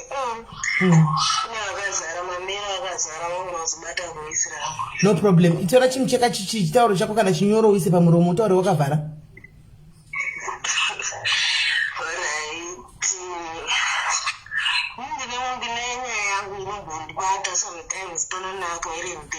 Alright. Ndine mwana wangu akaita accident 2014. So aita accident. Akaita internal aibva kuchikoro. Saka akaita accident. Ndobva atsenga musoro, akatsenga kumashure nepamhanza apa. Saka akaita internal bleeding mukati. Ndobva ataenda naye kuchipatara. Ndobva admitwa akagara muintensive care for 2 weeks ari paoxygen. Then ndobva azobuda akaenda kuward. Then from there aenda kuward akazobuda akaenda tikazonwa naye kumba. But zvinhu zvese akadzokera pazero. Kutanga kukambaira kuchededzwa pamba, kutanga kumujeka kugara ari pawheelchair. Stuff like that. Zvakawo zvese zvakakodzokera pazero. So for now our net school fees, are grade 2. School fees are grade 2. Saka ndombozvibvunza nekumira mazota saka zvichazovei anofamba zvezve but haafambisi stereki, anotanga akasaidwa chiro akarohwa nharo nekombi. Akaita kunge munhu akastroka, chiri zvomafambire munhu akastroka yaya ndoaraita. Saka ruoko rwake seidhoro haruna simba, even kutaura kwake haana kuzonyatsodzokera back to normal zvinhu zvake zvese. Zvinombondibata sometimes kuti saka mwana uyu ndozvaacharamba angori zvikozodii apa musikana kana akuenda kumaperiods achazvigona sei, zvichazofamba sei. Saka zvinombondidya mwoyo nguva dzakawanda. Saka kumushanani anogara nagogo nemusikana webasa. Saka iko zvino akutaura here? Ya, anotaura zvake zvinonzwika. Isusu tamujaira unozvinzwa, but vamwe vanenge vachitanga kumuona pekutanga inoita kunge fani kwavari, but isusu tamujaira edu tinozvinzwa. Asi kuchikora kuenda kupi, kunormal school? Anoenda kuspecial school. Okay. Hey, saka anodi anofamba anoita zvoko, anofamba hake netsoka achienda kuchikoro, anodi ndo chikoro. Aiwa, anoenda nekombi. Aburuka ufamba. Anotosiiwa pachikoro chaipo. Yaanofamba but speed haana speed yakanyanya kuwanda stereki. Kuchikoro kwacho ari kuita sei, ari kukopa? Ari kuita kopo? Ya, zvisati zvanyatsokuti gedye. Hasati nanyatsoona improvement iripo pachikoro. Asati agona kunyora zita rake? Hagoni, kozi ruoko kusaidi kwakarohwa nako ndokusaidi kwaanoshandisa ruoko rwake ndokwanoshandisa. So kwanga usingagoni kunyora ndokwatakutrai kuti timudzidzise kutanga kunyora nesaidhi iroro. Left. Ya. Hey. Saka andonoita physiotherapy yakanyanya. Wailist physiotherapy yacho dzinenge dzichidhura. Kwamiti amugoni kumita physio mega kumba like kumustretcha zvaitagwa nemamwe madzimai ane vana vaya kuti takanzi mupota muchimustretcha muchididi muchimuita mega kumba. Taimbozviita kumba, taimbozviita zvikatomuimprova kuzofamba kuzodidi, but for now manje paava manje vanenge vachitanzi anenge achitoda vephysiotherapy yacho vanochazoziva vakadzidza nezvazvo, bcause anoda kuitwa speech therapy negorowo kushanda ruoko rwake rworo kuti ruzokwanisa kunyora kana kuti bcause kugeza ega hakwanisi, anotonida help. Alright, yeah. But anyway, there's still hope. Rega ndikudonedza, rega ndialawe vanhu vane vana kana kuti vane vanawo vari mumasituation akafanana newayo mukamfotana nditi mupanane mashoko nekuudzana kuti pakadai unodai nekupanana mashoko enyaradzo tinzwawo nekudzidzawo. Alright, munhu wangu, thank you very much. Zvakaoma, see, all is well. Right. Mamunzwa munin'ina wedu yakuti ane mwana wake akarohwa nemotikari, saka mwana akabva adzokera kuita pasero chakwa kunzi grade 12 years grade 2. Mainzwa nyaya. Saka guys, kana aripo wanzi zvinombondiomera ndikatanga kufunga kuti saka mwana uyu achazodipa upenyu, kopa achakura kuenda kuperiod achita sei, anozvigona like ndimai vari kusvika havatozivi tichafamba sei, hani vachiona. Saka kana uripo probably wakasangana nesituation iyi unozviziva uchibatsirawo uyawo, maybe wakasangana nepekutanga ukasangana nazvo mwana zviri zvaitika, obviously unoenza kugamuchira nditi, asi unozongozvigamuchira because mwana wako kuti wakakopa sei. Help a sister, please come through for a sister nditi. Kana uripo une situation yakafanana neiyi yaunoziva unogona kubatsirawo kuti apa pakadai so ita so, pakadai ugodai, pakadai dai, please just call in and comfort a sister, help a sister nditi. Tuone kuti tinzwe kuti mungamubatsirawo nei, kana kuti varipo vanoshanda nevana vakadaro handitika. Right, okay, tinzwe. Kola, hello. Hello, sisimeli makadizve. Ndiri right, muri sei? Tiri nani, ndingataurawo nyaya yangu here kunditambudza. Okay, taurai. Alright, inini sisimeli handizive, ndiri confused. Stress. Alright. Chirikundinetsa, inini ndiri mudzimai handiti ndakaroorwa. Ndakabva kumusha nemurume tichiuya muno muSouth Africa. Tine vana vedu. Tauya muno muSouth Africa, murume uyu chiri kuitika ndechekuti akatanga kunwa doro. Manwira ekuti kana achinge anwa haazivi zvaanoita. Anoitira chero weti mumba. Machira. Chero machira kana adhakwa. Anonwazve zvekuti anonwa zvidoro zviya zviwaini zviya zvinodhakwa zviya zvinodhakisa zviya ndozvaanonwa. Saka pamba pataigara tiri mazimba chete zvekuti mune muchisheya imba. Anogona kuti kana otanga kutukirira vanhu vese varipo achituka chero zvinonyadzisira. Kana kutuka kuti muri varoi vanhu vese vari pano muri kurara muchindiita murume. Saka ndakamboedza kutaura naye kuti inini life yauri kurarama ina handisi kuikwanisa nokuti inini ndiri munhu anoenda kuchechi. Zvacho ndikatomutarisa unokutoona kuti itori mhepo iri pari. Saka ndakamboedza kutaura naye nekuti inini ndasvika pasteji yekuti ini ndinoenda kubasa, iye aita zvekutengesa. Saka anogona kubuda chero kumba kana muma12 masikati achienda kunotengesa. Inini ndaibuda kuseni ndichienda kubasa ndichidzoka manheru. Saka nguva yekuti uzorore chaiyo ndaichaya manheru achirara usiku achingotaura. Saka ndakazoti regai ndibude. Ndakabva ndabuda nemabhegi angu nezvinhu zvangu ndibva ndamusiya mumba ndibva ndanorinda kumwe. Ndaenda kunorinda kumwe takaita 6 months 9 months iye ari kwake indiri kwangu. Akazonditsvaga akaenda through vanhu vekuchechi akati ndokumbira mundikumbiro regerero kumuzimai wangu. Ndakakanganisa asi vekuchechi vakati zvamakakanganisirana magadzirisa here. Akati aiwa ini ndaregedza doro ndakuda kuti ini nemudzimai wangu tichigara zvakanaka. Ine ndikati aiwa hapana chakaipa. Akadzoka ende ndakatonzwa tsitsi nekuti munhu yanga aunda. Akadzoka here kana kuti akadzoka ikachimindima akadzokera kumba. Iye ndiye akatouya kwandandapo. Makazogara mise kwenyu right. Izvozvo uchitoona kuti munhu zvakaoma. Matauriro acho achiti dzimwe nguva ndaidya kana kawani pazuva. Saka ini ndakanzwa tsitsi ndikati ndibaba vevana vangu regai ndimutore auya agare. Takagara tikamboenda kuchechi tese achiita kunge aregedza. Ndofunga akangoita dzinenge 3 weeks achiita kunge aregedza ndobva atanga zvakare. Ndakaita stress. Unhu hwake ihwohwo anoti akanwa doro haazive zvakanoita kana anwa doro. Watanga futi kumwa doro riya? Atangazve futi kumwa doro.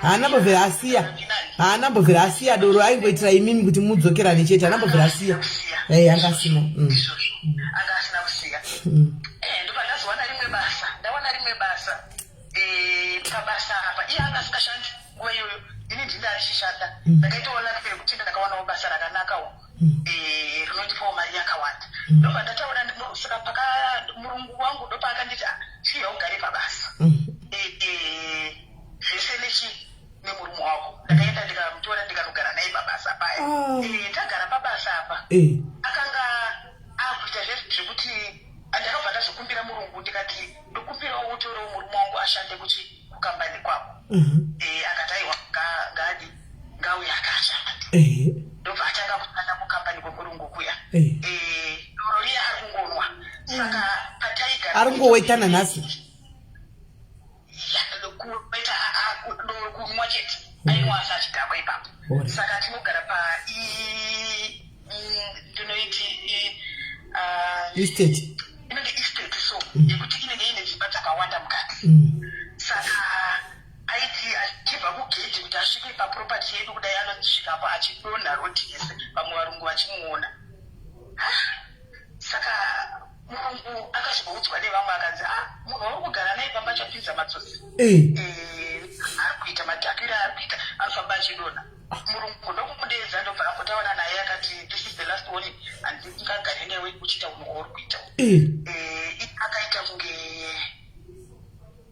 achinja futi asi zvoiva diki zima rakubasa ikoko zvaakazoita futi kubasa ikoko akadhakwa futi kubasa. Ndobva abata here musikana umwe wekuofisi wokukambani here sexual harassment. Atiti murikuona saka murungu akagara atomumaka uye doro iya kuti anditi mulungu akati auchakwanisa kugara pamba pangu chibva wabva basa rapera anditi muri kuona ndikati inini handikwanisi kukurendera basa rapera nekuti ini ndine vana varoda kuchengetwa handiti vana vangu vakumusha handingazviti ini ndanda kutosevhawo mari rent nemari yetransport ndichibudisa mari ndobva atorwa nehama dzake ndobva aenda kwaakaenda ndichataura kuti atorwa nehama dzake ikoko hama dzake dzakatombondiblema dzichitofunga kuti inini ndini ndaudza murungu ndisisade murume handiti muri kundinzwisisa zvisire asvika ikoko kune hama dzake ikoko akangogara navo dzinenge 2 months ndakazvimacomplains vakamudzinga vese vari vatatu vakamudzinga vese saka iko zvine izvi sisimeli rangore ariko ikoko ini ndoda kuita move on neupenyu hwangu handiti but munhu wekuti akabatirira zvekuti makusere mamuka maswera sei marara sei kuri sei ikoko madyei ini ndashiya zvakuti ndomuva oni sei sisimeli anokubvunza kuti madlei kuti anenge atenga chikafu chacho handizivi ipapo mumwe mwoyo wonditi ndinokurwadziwa zvakare kuti ine zvaasi kushanda upenyu hwakaoma handisi muri kundinzwa sisi ndikunzwisai munhu uye wekuti akatoroora akabvisa mari handiti aitoshanda basa rake rakanaka kumusha asi nhau yedoro ndobva ndaona kunge futi inini ndakumuregererere asi ndochidini hunhu hwaari kuita hwedoro murume wenyu akura zvakadini murume wenyu akura zvakadini akura more than 40 kuzvi 45 46 42 asi inoonai murume uyu ane 42 munhu mukuru kauyu muno imi ndi muchamuchinja here munhu ane 42 mungamuchinja here imi saka ndongomuregedza here ungo ini ndashaya kuzokuti inini saka pfungwa dzenyu dzachifungwa kuti muda kumuita sei kuti mumutora adzoke mamuda kudii ndosaka ndafona sesimeri kuti inini handichaziva kuti handiri confused ndiri stressed zvese ndoda kuita move on honai as long as murume uyu muchingorata chidiki murume uyu zvamuri kuita izvika izvi hamuna muvhoni yamunoita because mune mwoyo wekuti ndohwatsitsi handika ouya ogara nemi zvakanaka naka 2 weeks asingamudororiya achimwira kusaidi kwamunenge musingaoni otanga futi mubhedha achida zvachatsemuka yose everyday nekungowetegwa handimaona imi muchapesa mowetegwa muromo chako makavata nekuti unodha kwarafu munhu uyu dei aida kuchinja munhu dei akatsvaga rubatsiro kudhara dei aitoziva kuti inonzi doro riri kundikanganisa upenyu hwangu kukundadzingwa kwese kumabasa kupi ndichapa kugara inyaya yedoro you take a decision you change your direction unochinja wega zvimwe zvinambomiriri kuudzwa kunzi murume mukuru ane 42 asundo kunzi nda kuma AA unojoina zvima AA meetings zvevanhu vanoita zvemadrugs kana zvokudhakwa handimaona uyu anotozviitisa ndo life yaanotoda iyoyo ndo life yanenge achitoda iyoyo nokuti chuwa 42 unosonyesonaka kuti life yangu yakurasika panapa ndadi kuchinja ndakadai saka imimi makutodhisikwa kumasure nemurume weti yake uyu madhisikwa kumasure and as long as muri kumindedzera muchiti muchinzi madlei moti handazodika hangu beef nerice nasi ndikadya muri kumindetsenaka achiramba angu kunamirai mamukase imbobhuloka zvinhu zvifamba ndi vana vacho murogara murongochengeta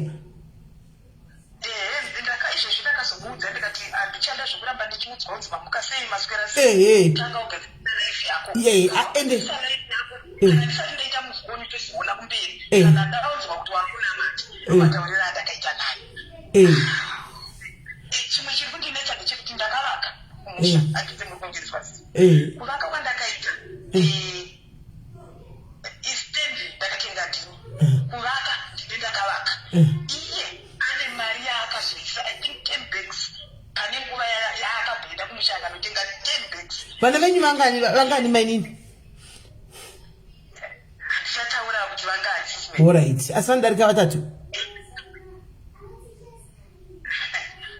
alright ngatingoti 4 dzoka kumashure alright 4 dzoka kumashure alright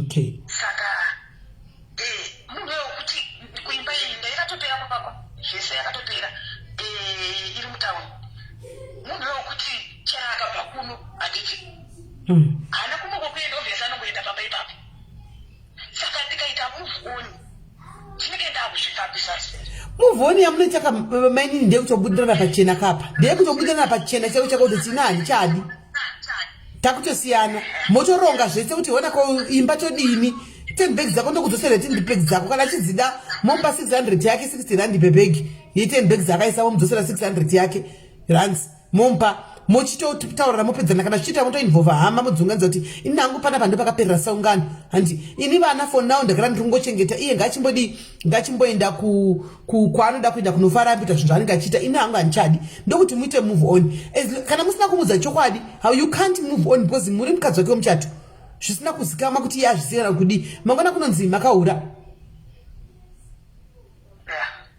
saka imi munofanira kutogara unganidza hama pasi maodza kuti ininika ndati ndichito naiye wacho murume ndichibuda pachena ina hanguka ndopatagumira pano we have come to the end of the road ndopataparadzana pano umochi ndakadai takutoti titoronga todini hani maona because ari kudzosera kumashure murume uyu basi zvisinei regai ndimbonzwa vamwe kuti vanoti kudii timbonzwa vamwe vave nevarume vekuwetava kuti vakawetegwawo vakazodini varume vava right guys kana muri comment section mfonai number admin team ndisirewo number ka ndisirewo namba vanhu vafone timbona tichingabatsira semunina wedu ushu ane murume ari kunetsa kudai uyu unogoti kuweta ugoti kutuka vanhu ugoti asi harove hake aiwa kurova ane nguva yakabve yakuda kuita zvekurova pekutanga pandakazobuda inini tairovana ipapo mairovana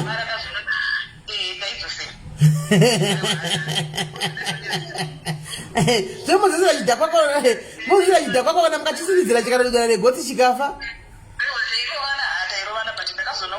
hazvishandi saka ndopandakazoita move out mumba macho ndakunogara kwangu asi kubva ipapo aiwa ati hala kurova doro iroro harare usiku hwese achimbotaura but brown day shionaka problem yekuhura haisiriyo yega problem inowanikwa mamarriage iyo ichori problem vanoda murume wavo but acharamba achingoitira the same thing vanosvika kupi dzorai dzimai imwe foni yenyu madha pane imwe foni yekuita noise yenyu kusati kuimwe imwe foni yekuita handizi maecos saka ndiri kuzvinzwa pafoni yenyu ipapo alright saka guys munhu anenge murume wavanomuda ndochokwadi chiripo asi nyaya iripo apa guys ndeyekuti kana achidhakwa achiweta mai mwana achituka vanhu achingoita urombe anobatsirikana sei tikutora munhu 42 years kapa unomubatsira sei chifona itinzwe ngaitinzwe ari kufona kuti vandikudii halo mainini pachirongwa ndiri raiti muri sei kugweri kwakuti kuri bhoa kwakuri sei kwaka makasara sei kwenyu handitika tadzoka uri kuda kubatsira mai avo ikadzune yako nyaya ndinotori nedambudziko echairo rinotoda kuti nditotaura alright chirega tichiramba uri ipapapo timbopedza neyamainini varapa chiramba wakagara ipapo right alright ndokufonera back session ndaona ndokufonera back ramba chingori pafoni alright chirega tigozodzoka pane back pane inonyadzisa kutovhara iyaye mwana asati apedza imwe yakutoya futi anoona saka mona gazi zvinongofamba kuti zvinongobhowa kuti ufuma uchingonhugwawo neweti yemunhu mukuru anosa zvanenge achiita mai mwana zvinongobhowa so handimaona and inini kadakazvita wakusiri kudhakwa asi kuti mweya weurombi munosazvoita mweya weurombi guys mweya weurombi anotsvaga chinhu chaunowanda nacho chekuti uri kudhakwa kuti urege kuenda kubasa ubva wadzingwa uri kudhakwa kuti uite noisi nevanhu ubva wadzingwa mweya weurombi handimaona mweya weurombi handimachiona kana akaiswa kefara yacho iyoyo nhai magumbo mbuya wangu ko kwaanozokubasa kwaanozodzingwa uku hanzi rihabhu sisi maiti yopo kwanzi ameno kwanzi komukambominisa kurihabhu murume wenyu rihabhu yacho hama dzacho ndakambotara nadzo paanga arikoko vakati rihabhu yacho hanzi inodhura imi motobhadhara sekuti muri kuda murume wenyu kamotobhadhara kakuira bhiko kuti uchidhura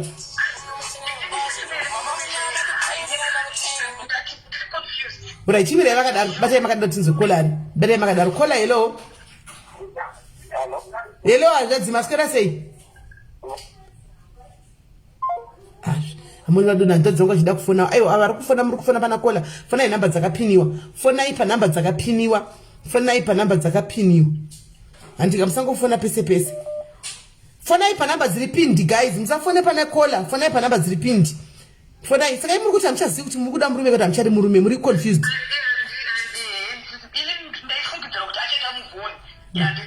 achakurongedza iye kuita kutoona kuti kana kuti inhambo here kutotatadza kuita muvhoni here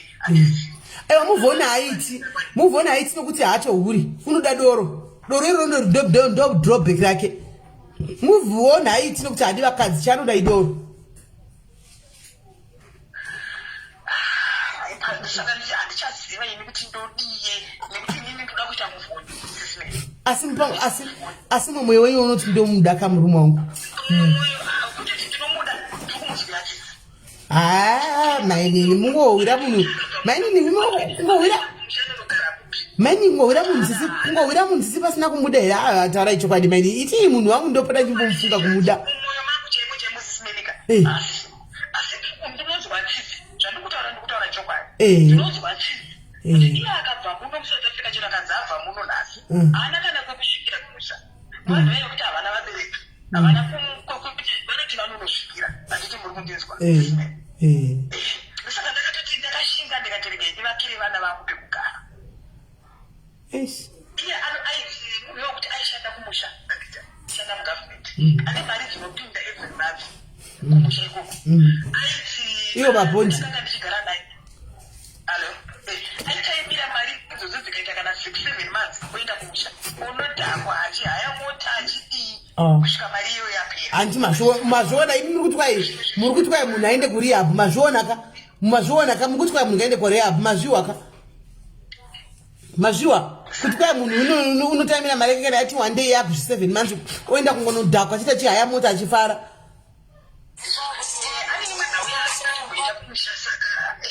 right batai makada tinzwa kufona hello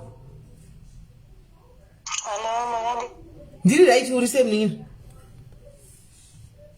Moshe ndiri kufonawo ndoda kubatsirawo matava kufona tivabatsirei pakoma ndachida kuti zvone situation yavari iyi ndakambopindana nayo and it's not easy to make a decision kusiya munhu nekuti vakadzi kana tichinge tada munhu wedu unenge watomuda nemwoyo wese but sometimes zvimwe zvinhu zvatinozopindana nazvo manje tinoramba takabatirira ipapoka kutozosvika iwe wachona watozochendera chaiko kwekuti hauchazodzokera futi kumashure uchakwanisa kuita move on yavari kuramba vachitaura izvi kuti vachaita 5 years vachingoti ndiri kuda kuita move on kusvika vadonha mazino ese apera emukano vachida kuita move on saka ivo she has to make a decision now to leave that man kana vari kunzwa kuti ndoda kuita move on and stand firm on her decision kana vachazonzwa zvautsitsi dzekuda kumubatsirawo kumutengera chikafu kuti againe zvavari kuti anenge aonda izvo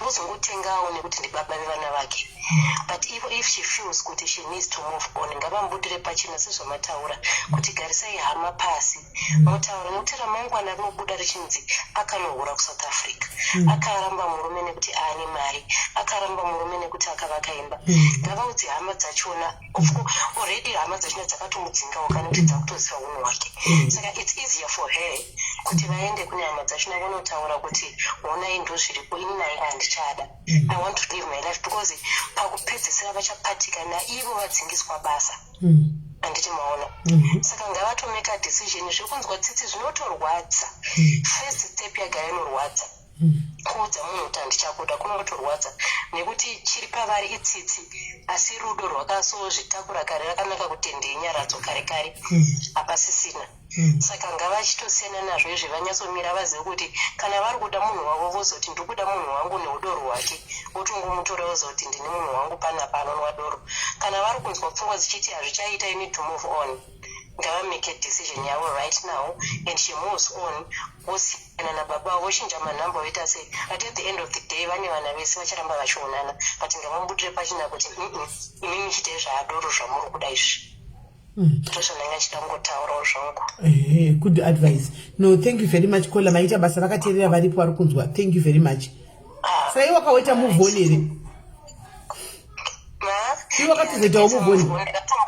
Ndakatombotanga kamwe kachirwadza ndotombonzwa kuda kuti dai ndadzokera kumashure but pandakabuda ndakaramba nekuti ininika munhu pane mumwe musi wandinorememba ka munhu akatoti ariri doti ava vatorani vakatodroweta kutotisa doti munenge ndiri mumachira Otosvika munhu akadzikisa trousi mbichana kudai atoita mukonde wake mumba here kudai ndakatosvika tori during kwakutonogama nemaoko richitodziva imi mumba chaimo chaimo kuitira mumba chaiko chaiko indi zvakaoma mumba chaimo saka taizongoshingirira izvozvo kuti kuti mumwe wangu unozomborwadza chichi but at the end kaunozona kuti ndiwe unozoluza because I lost zvinhu zvakawanda nepamachishingirira handichimaona but the moment ndakameka a decision kuti no this is it anchada ndichibva ndaenda and I never did back zvakarwadza nguva yazvona zvikapera ende vanomeka zvakaoma saka iri imi mamanga saka ndodini makwana ritori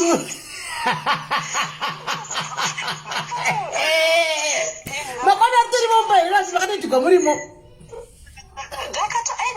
ndakavhura dhoo ritori paprocess ive nguva richitori during manheru 10 years ndatinga ndiri kuzimbabwe ka magetsi aienda saka ndaiva panze pamoto pandokumvhura dhoo kudai sokunzwa mumba haikona kutaura kubatidza tochi kuti ndidai kutoona aisve koshangamire vatori bhizi mukicheni here aiwa like pamba pategera pakati nebedroom like saka anga ari mubedroom so pandokupinda mumba bedroom umwe ndipa panze ndopandikutononzwa zvinhu asisina kutomira mushe uchiona chengamira vatori bizi rotodai saka munoziva zvekuti uri kupanika ka hausi kubhilivha zvauri kuona handichaziva ka kuti ndoita sei kwakutozomhanya nemaoko rinodziya hoti saka makariworera nei makadyorera nei ndakazongota zvakaita ipapo pulazimuzaka akuda kutoti afamba kutota nharo ada kufamba uda kubata kwese munozi anobva aposhera kwakutozonoti panapa pane totamaka akarinonga kaposhera munoziva nharo dzemunhu akadhakwa here aiwopinda bisi apa isecret kazi zvokuti unobva uzonoudza vanhu futika ndezvako wega achinyeperonga asingazivi zvaiitika saka manje izvozvo manje ukatozvishingirira ka izvo itozoti basa rako rawatopindana naro kana vachida hameno zvavo mama kana vachiri kuti hameno ngavamboshingirira but pavachazona vakuzoitirwa ikokoko malevels eikokoka because takachambotangoshaisi saka wainonga kuti akutemei nawe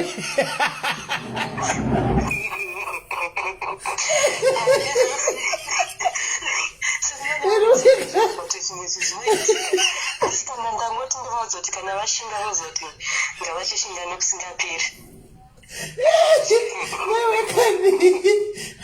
murume wenyu ndikisiwe saka muripi murume wenyu vari muzimbabwe uko vakatozosara vakatozavane zvezvizvovakotsitsi kuti eishi odi vakazasakani zvakaoma mukati medzimba masikana vakadzika odi vanoripachaidzi zvakaoma nezvakaipa zvokuti vachiri kumboshingira nekuchimbwatsita murume asati agirajueta kusvika kwandakanga ndasvikirwako saka rega vamboshinga zvavo kana varoda kushinga asi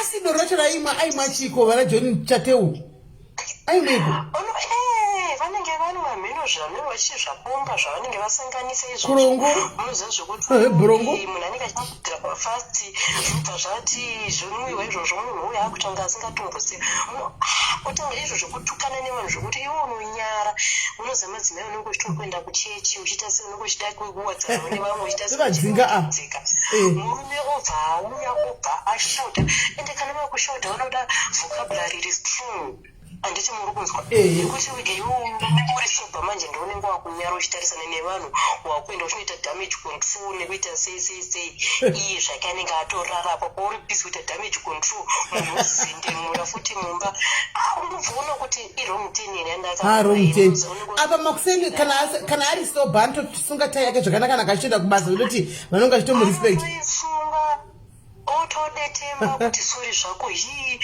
zvimwe wakundinyepera wewe chichichi handiti unoziva zvazvinoita iwewo manje wobva ubatwa wakanganwa wobva aita 2-3 days arisoba 4th day ouya futi akadaro saka mamava ngavatomhanye neupenyu hwavo zvichakanaka otherwise munga ihandbrake mukati meupenyu hwavo vachiti vaakuda isoso vodzorwa kumashure vaakuda vodzorwa futi kumashure saka zvekunzwa tsitsizvo kana asingatovanzwira tsitsi achiwetaka navo ngavasatombonzwawo tsitsi ndizvozvo ngavasatombonzwa tsitsi ngavamutengere simendi yavo kana achiti yani interest vanogona kusa 100% interest otenga mabhegi 12 esimendi avari kuzviyoya mhenu vodzosera oinda ake oenda zvake aiwa thank you very much kola maita basa neweek honest kwenye at least atodzidzawo eni tatomboseka panapa maita heni mufundi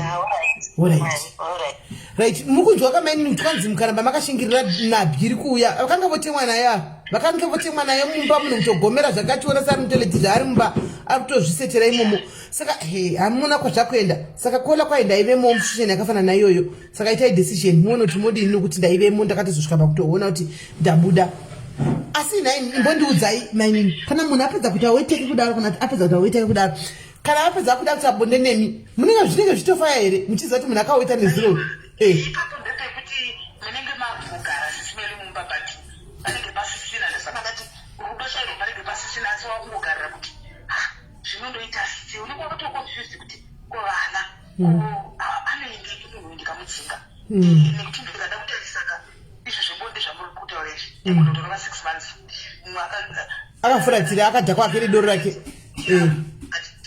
because akanenge pasisina apera pawo anenge apera moto unoyo kumusha munhu uyo anga ari breadwinner kusemberi kwavo muisane dambudziko raitoenda kwaari anditi muri kundinzwa asi ukada kutarisa life yaakurarama izvizvi saka chandinoona chinogona kunge ameno ini hangu kufunga kwangu zvatinobhiliva zvakasiyana asi tonamutembepo chaiyo iri kutoteerana naye nekuti munhu wekuti akaenda kumusha zvatataura zviya ayamota achienda kuhama izodzidzi kumaruzevha uku achinoshamisira nemadoro neshamwari ati ose avapromisa kuti ndikukutumirai mari yechi ndikutenga fetiraisi zvinhu zvaasingazoiti unosiya apa kana imari saka inini dzimwe pfungwa dzobvofungwa kuti pamwe pane zvaakaitwa here nani naikona hungori urombe chete hapana kana zvanenge amboitwa munhu hungori urombe mufunge urombe chako chaiko hwanenge hunenge uchingotenderera paari mufunge hameni unozotanga here munhu anobotanga ari naiti uzochinja kuita rombe here kana munhu anotongokura ari rombe sisimeni mumwe manogona kutanga vakure kuzati iyo piye pressure chayo iriko amene regaiti mbonzi wamwari kufoda saka imudeta mubva matove neboyfriend rei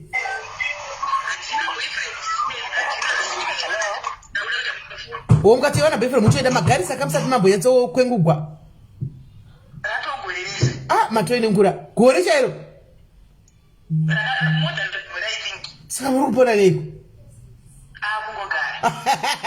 aiwa vari kuzviwa vana bhudhie padiaris vana bhudhie padiaris paita vagarisa gore vagarisa vakuda kupota vachimborapiwa vachitoviwa gore vagarisa ava rekaiti mbonzwa afona munin'ina kuti ari kuti kudi kola hello sisi makadii ndiri right muri sei ndiri right muri right here mushe ndachida kungotaurawo actually ndanga ndiri in a similar situation is rekutaura the caller but what I would like to say is for me we're able to overcome it but it will take commitment from the husband saka takakwanisa kumuendesa for counseling and he was put into rehab and for quite a number of years I think for about 3-4 years I know anonzi ma-antabuse so you take them every morning ma-antabuse aya aiti kana akanwa doro airwara zvezvekuita kunge munhu akuita a heart attack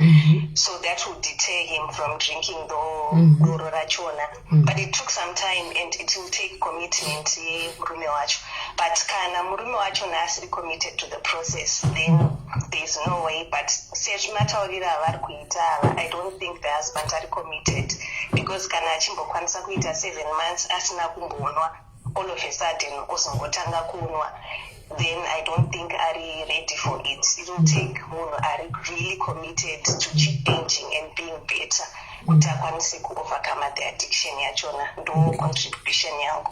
Saka imi maaraitiko zvino? No, we are okay. That's good. Mwari vakanaka. Thank you. Saka makavaendesa kurehab kupi kwacho? Kuda tingavaendesawo baba. Back in Zimbabwe, kuDandaro. Avantodzokerawo kuZimbabwe kuenda kuDandaro ikoko. Unoti vakada kubhadharwa mujura yemunhu vaende kumushawo.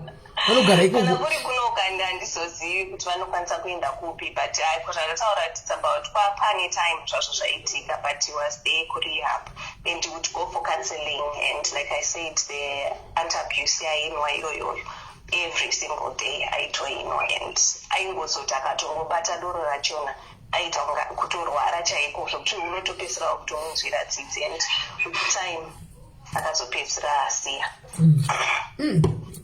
Thank you very much, Kola.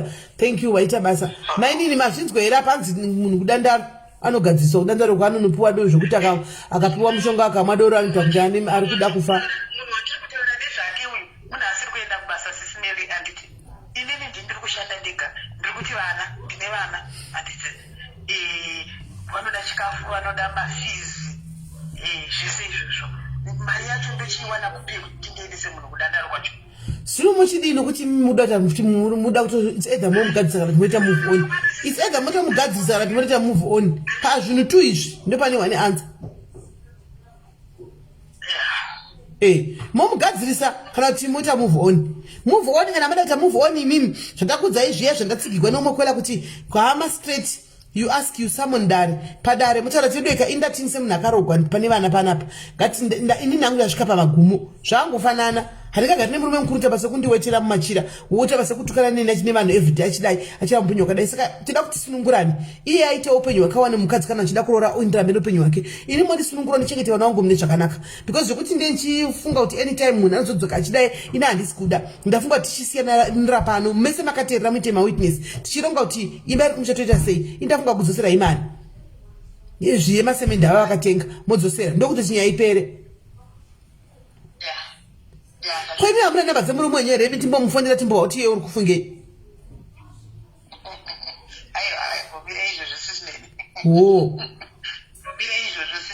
Alright, aiwa hapana kushata.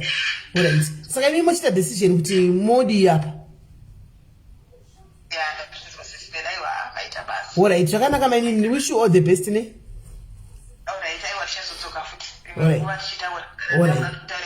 Alright, no problem. Alright, sharp. Right.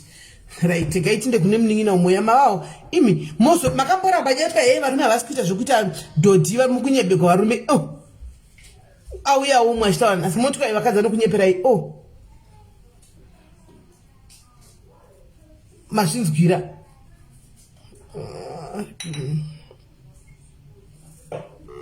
ukutsamangani 3 isa 3.5. Hello, Sismeli. Hello, maskira say sorry chambo delay. Hapana problem. Sismeli intine dambudziko. Pandanzwa muchitotaura pa muchiti vanhu vari kushayawo kuudza. Ndanzwa kusununguka bhozi. Ndanditi ndikamboda kukufonerai. Ndokonerwa ndenda kuda kuchema ndorwadziwa Simeli. Saka Simeli ndakanga ndakawanikwa ndobva ndaita vana vangu 3. Ndobva baba vevana vave havashaika. Ndobva ndambogara hangu ndichirera vana vangu. Nekufamba kwenguva muna 2012 ndobva ndawanawo murume angatori muhombe kwandiri. Murume waya iye anamboira aita vana muupenyu hwake. Saka murume uyu tatigarisana ndobva asvika pakuti ndoda kuchata newe. Ndobva tachata kwaMajistrate. Tachata kwaMajistrate.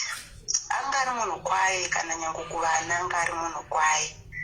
ameno zvakazongochinja zisimeli aiti nyango anoita mubato wake wamaoko anenge azotauri zvese bozi pamwe pane hama dzake anoita mubato wake wamaoko aibva kwaanobva ikoko akadhakwa isusu taswera pamba nevana nenzara mungozwa zvokumusha zisimeli bozi atigara kumusha titaswera pamba nenzara hatina chatadya ukamubvunza anokuudza kuti inini handina mwana kwandienda adya ikoko ndifamba nedumbu rangu ndoyandakaguta ende for sure ndakazvicherekedza ndofunga ndakagara gore rese zvichiitika dzimwe nguva taitozombodya poriji masikati kuma1 chaiko ndatoshaya kuti ndodii nevana apaive munhu wokuti ainditi aufanira kukushanda ini paakandowana ndichingoita zvekutengesa izvi ndobva andimisa akati ndezvechihure aufaniri kukuzviita saka ndakagara pandaitambudzika pese ndakazoti ndagara mwomusi ndikati zvino vana vangu kuchikoro votodhonza kana matwezi vane zvikwereti zvikoro zvokumusha havadzingi havo ndozvavakanakira votodhonza matwezi havana kana kubhadhara school fees ndikutambudzika vanhu vari kushayiwa kana chikafu kana kuita sei dzimwe nguva taitomborara chaiko kutongoti waitongoshaya kuti ndoita sei nevana iye asi anouya akadhakwa achibva kwaanenge abva ikoko bhosi aibuda everyday makuseni achienda kubasa kwake ikoko saka ndakazodhisaidha ndikati apa ndakufarira mireji kakukudasa vana vangu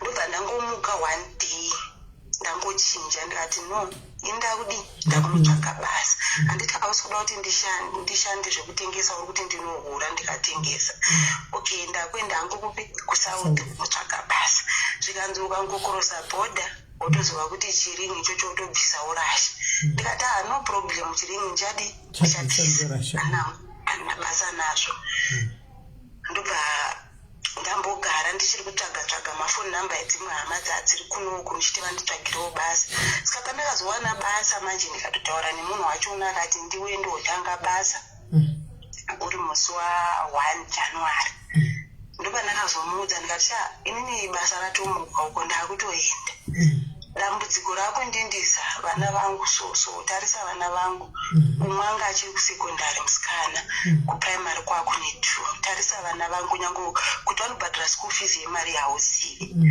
dzimwe nguva vanoswera neporiji zvakundibata saka ndakuenda akanditi alright endako handiwafunga kunoura ndikangoti alright ndobva ndatokwira ndikauya ndikatanga kushanda kwandaishanda ikoko vana vakasiyepi ndakasiya kumba ikoko kwaari ikoko bhozi isusu hatina vabereki vakashayika vese kumba hakutorina munhu kuti vanga vasara pamusha vakashayika futi saka kumba hakutorina munhu saka ndandisina kana option ndobva ndasiya vana ndobva ndauya kuno ndobva ndashanda pandihora 1.5 ndaiti ndikahora 1.5 yangu iyo ndaitomanikidzira kuti ndototenga zvinokwana izvozvo ndotumira vana vangu ndichibvunza muri sei tiri right ko baba vari sei because vana vangu ndanangovadzidzisa kuti ndibaba ende vaiva respect baba vari sei vari right havana zvavari kutombotiita asi problem ava vakwanisi kana kutengera kana chii dzimwe nguva upfupi topogwa kumaraini ndikati alright sezvo ndakushanda chapota ndichidi ndichitumira ndakashanda simiri pa1.5 paya ndokuzoti kufamba kwenguva ndamboita 3 months mwari ndobva andiwanirawo nyasha ndobva ndangowanawo basa kwandave zvino kunoku kune mariwo iri nani ndobva ndakazombodzokera kumusha manje mamuri muna August ndida kunoona kuti vana vangu zviri sei mandadzokera ndikamuudza kuti eni pandakushanda pavanani chichichi anga kuita semunhu akunzwisisa takunzwisisana hamene kuda kuti angaona kuti ndotoriserious nezvandiri kuita saka pandakatanga kushanda ipapo panenge pari nani ipapo sisinedi ndakabva ndafunga ndikati isusu kumba kwedu uri kuvabereki vangu hakuna munhu misha yakatoparara ndikasavaka ipapapa vana vangu zvinozovei nekufamba kwenguva pamwe ndogona kuneta nekushanda ndobva ndatumira mari ndikati tengai mazvitina tivake. Ndobva ndatumira mari ndobva vatenga zvitina ndobva tatanga kuvaka. Ndakatanga kusumudza 3 rooms ndobva ndapedza kuvaka 3 rooms iya but akatomboti pekutanga zvitina zvava pamba hamene kuda anga asina mari yedoro ndobva atora zvitina zviya zvava zviri pamba akazvitengesera vamwe mai vaida kuita zvetoilet vaida kuvaka toilet. Ndakungonzwa mwana aiti mama zvitina zvatengeswa ndikati alright no problem ndichauya totaurana. Ndadzokera kumba tataura ndoko chii chiri kuitika. Ichi munhu wachona ari soft yokuti nyange ukataura naye anogona ngokuti sorry zviya zviri soft chao tongozonyarawo ungosiya. Ndobva ndakondinya ndikapedza kuvaka 3 rooms iyayi. Asi dambudziko rava pano sisimeli nderekudai munhu uyu akundiratidzira matrue colors ake ezvino. Vana vangu ezvino vari kumusha ikoko uyu musikana akazoitiswa mwana ari pamba. Anoti akadhakwa anoya kumba nezuro chaiko mwana akandifonera achiti mama didi vari kupopota vari kutiudzai mai venyu vauye. Ini ndichiri kubasa simeri ndoshandira vanhu vatema handisati ndavhara. Udzai mai venyu vauye ndoda kudhivhosa navo vakusengei mese muendi. Zvinhu zvose zviri pano tichasheya ende sisimeri ndakashamba kushanda kwemunhu ane nhamo yake ndakashanda nyange zvipfuwo chaizvo ndava nazvo sisimeri ndakazadza zvipfuwo. Ari kunditi udza mai vako vauye tisheye zvinhu handichakudei pamba pangu. Ndikuswera nezuro ndichifonerwa nemwana nezuro futi ndobvafona futi. Apa mirai ndokudasirai kumashure. Ndakati last year part 1 ndaimbopota ndichienda kumusha April August. Saka panaona kuti handikunyanya kufambisa ndobva ndamutora kuti iwewe mbouya kuno ushandire kuno sezvo basa rako iri rekuti unogona kungorwana pese pese chimboya kuno ushandire kuno. Ndobva auya sisimeli ndikamurendera imba kuno ndikamutengera zvese zvekushandisa mumba imomo. But sisimeli ndikakuudzai kuti hapana kana mari yake andakambodya. Chake angoti akaita tumari twake tushoma twaanenge awana itutu anodhakwa. Kana kuti hamene kuti angaita nezvebhozi anga achigara kuPretoria imuti muJoburg ndaenda kuweekend. Sisimeli akaze akadzokera kumusha muri muna December achidzokera kuholiday. Asvika kumusha haana kuda kudzoka kunoko. Ina haana kundiudza kuti haasi kuda kudzoka akangogara haana kuda kudzoka kuno. Ndopakazopinda lockdown ndobva ndati lockdown yakutovhara uchingori ikoko chii chiri kuitika. Kanzi inini zveikoko zvakandiremera zvinondirwadza handichadi kushanda ikoko. Ndosaka wafunga kudii zvikanzi ndoda kushanda ndiri kuno. Ndikati alright zvino zvausina zvekushandisa zvacho zvikanzi ndokumbira unditsewo favor unditengerewo zvekushandisa. Ndobva ndamutengera generator hombe riya remavhiri riya because apa pamuzvikautaita nezvindodinga. Ndobva ndamutengera generator hombe riya tiri mulockdown. Ndobva ndamutengera generator hombe remavhiri riya. Ndobva ndamutoura kuti generator iyo chimwe chii chashota akati tenga grinder ndiite matools angu inini pachangu. Ndikati okay fine ndobva ndatenga. Sisimeli kubva nyange zvandakatenga ndinongotumira ndini grocery every month revana vangu. Asi generator inenge ichidhuma iri pamba achishanda. Kana ndichida kuitirwa basa inini anondiudza kuti tenga fuel. Like last time ndandigadzirisa ngoro akandiudza kuti tenga fuel, tenga excel yako, tenga mavhiri yako. Amba ndandavaka ivana vakomana zvazvokuti ndaizvudza vana vakomana handisi kuvada mumain room ndobva ndavavakira 1 room yavo panze.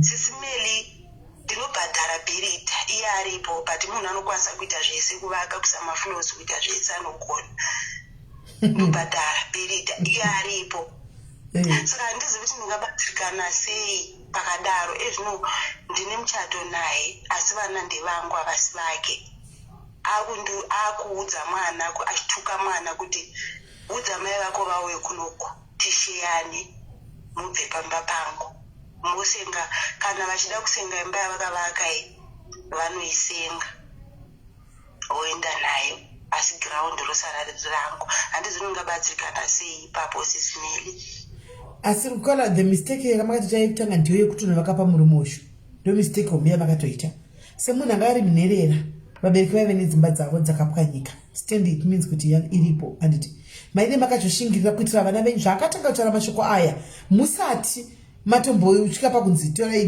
musati mavaka pakatonzera mashoko kuti inini ndobva ndakadla kwandiripo sina ndina mwana ndopamungadi makatanga kumutsa musoro ipapo kuti panapa kuvaka it's a no apa makuvakira vana venyuka movakira vana venyu kwavari vonogara ikoko ndopa mistake number 1 yamakatoita antimaona mungadi musina tombovhira alright uyu mubvunzo ndoda kubvunza yangu might sound silly and funny but tinogona kubatsirikana mukati kupindura chaizvo muri munyanya kugona bonde zvekudaro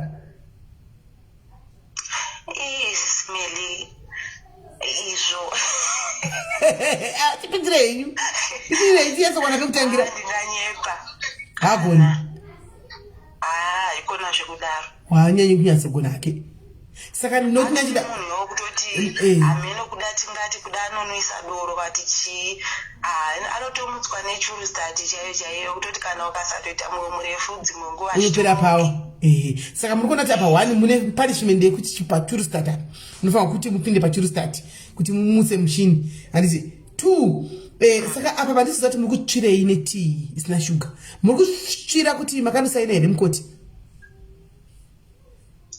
apa sisimeri chakundiremera ndechekudai chinhu chiri kundipa kurwadziwa zvokuti ndiri kumbochema ndega ndiri kushungurudzika ezvinokushanda ndakuremerwa because ndakabatwa bp ndabatwa bp iya iri kutishungurudza zvokuti dzimwe nguva makumbo angu anongorwadza anongozvimba dzimwe nguva nokupera simba zvokuti ndiri kutonzwa nyange simba rikuramba ndichishanda handichina kuti ndingachakwanisa kuti nditi ndinotanga kuvaka vanyuwani futi zviri kundiremera now right ndikunzwa fiya yenyu fiya yako yekuti ndakavaka kudhara apa ndakurwara ndakabatwa bp handichakwanisa kuti ndingatanga kunovaka pamwe padongo apa nokuti family saka pane maoption 2 handika iwe answer unayo 1 you divorce him and you share no two ways about that one kana uchitora ne 5 yako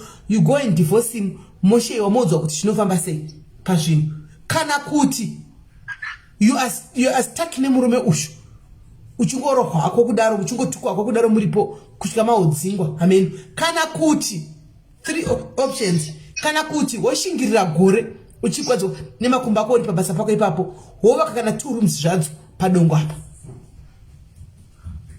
wobuda zvakanaka wozoenda kukoti wave nepako kuti mushiyaniswe nyuchi zviripo ipapo iye zvachida nendi yake asi wave nepako saka pane 3 options apa wochuza kuti woruda ipi yacho ndoonoziva ndoone bujira kuti ndoda kufuga iri kati kwaridza 1 wozvipira kuti munodivorsa moshaniswa zvinhu izvozvo sezvine pakati 2 wozvipira kuti ungogara nemunhu iyeye muchingoabhiswa yenyu muchingozwa mashoko aya kana kuti 3 you take the bold step of telling yourself kuti right ndakuzvimba 1 year gore rese 2022 kana 2022 kusvika next year 2023 muna june makumbo ewa zvakadaoma zvakadaro nechingova mapirisi amwe ndichikweva ndivo I need to do kana ka 3 rooms kana 2 rooms ndoisa raundi yangu padongo apa kana zvapera then you go and claim divorce moshewa izvi zvasi pako pakugara nevana paripo.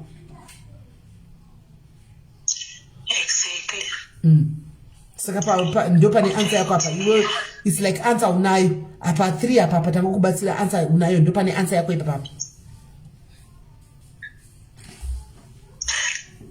zvakaoma sisimeli because nyango nezuro ndakatombopererwa chaiko kuti ndichitema kuti esi zvakaoma ende ndandichishanda zvishuwa zvekuzviudza kuti ndikuda kuti vana vangu zvitewo nani but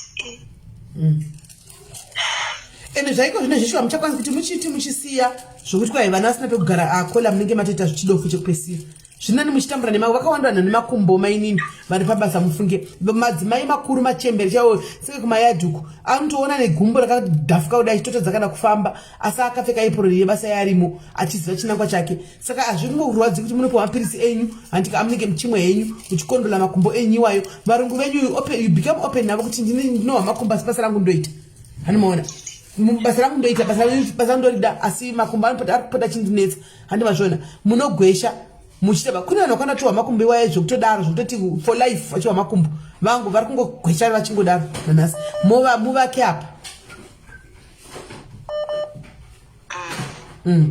munomwa mapiritsi movaka mochitozvidza kuti kutanga January make it a target kusvikira next year 2023 muna June ndibva ngenda kuenda kumusha napedza kuvaka pamusha padongo apa mosvika manje zvinanti makatenga zvenyu kudhara unazvo kumusha mungosvika manje muchifambira nyaya dzachina muchitora kana maona kuti hamusi kuda mungonodhivhosa mochitorera property yenyu vana venyu muenda pamusha penyu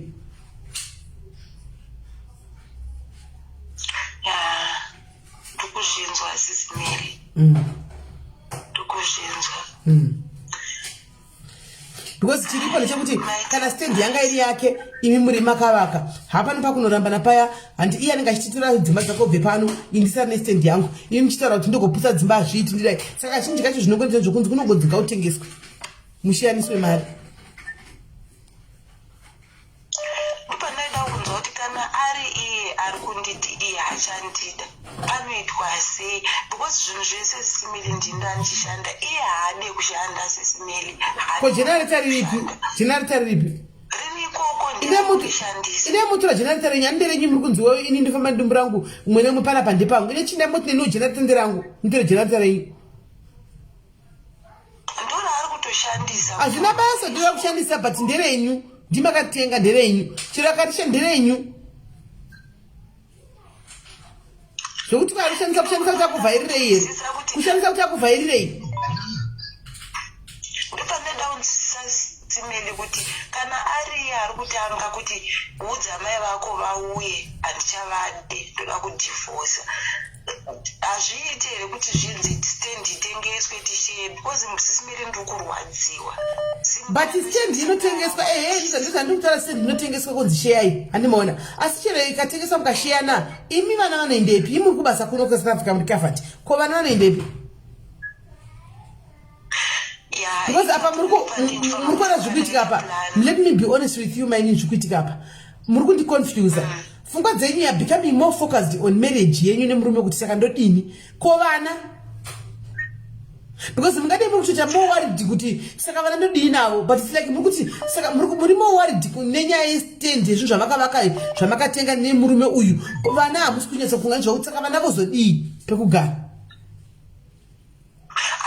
vana vangu ndakaita maplani ndakatombotaura nemasisters angu nenyaya iyoyo kuti ndoita sei vakanditi plani yamuri kutaura iyoyo kuti tanga wanovaka 2 rooms then mozoya motanga nyaya dzenyu idzodzo kungoti chete semunhu ari kuremerwa sisimeli ndangoti ndidi ndiuyewo pano pamwe nditurewo zvimwe zvinhu because zviri kundiremera sisimeli basa remumba rinorwadza basa remumba rinorwadza especially kana ukashandira munhu anenge achiteverera kumashure achida kunyazoona zviri up to date hapakaipa akauya kuno akashanda akatadza kutenga kana chii akangodzokera akabereka sechero rake kumusha sechero rake ndo rakadzokera naro kumusha asina kana chaakasenga but inini ndakakwanisa kumutengera generator ndifungawo kuti pamwe tiri kufambidzana murodhi imwe chete but for now ndatoona kuti hapana zviri kuitika saka chinhu chandachida kuti ndinzwewo mazano ndipapo pastendi ipapo kuti hazviiti here kuti itengeswe ininiwo ndodi ndowanawo hafu iwo wanawo hafu zvoita kana mawirirana kuti mutengese stendi yenyu zvoita kuti mitengeswe kana timaenda kumakotuko zvoita kana waenda kuna lawyer kuti unonudza lawyer kuti ndozvandoda kuita ina ndichade murume akandidzinga ari kushungurudza kuti saka ndoda titengese stendi shiyani mari zvinoita hapana singaiti ndomazana kana ndandichida sisimeli. I hope wabatsirikana nditi kuti zvinoita. Hai ndabatsirikana maita basa sisimeli. Alright. Ndandakaremerwa maita basa sisimeli. Thank you very much Nina, thank you very much. Hey, varume ava nhasi vakaoma, varume nhasi vakaoma. Varume vari kumbozviita sei kwemi mudzimba uko? Kola ilo.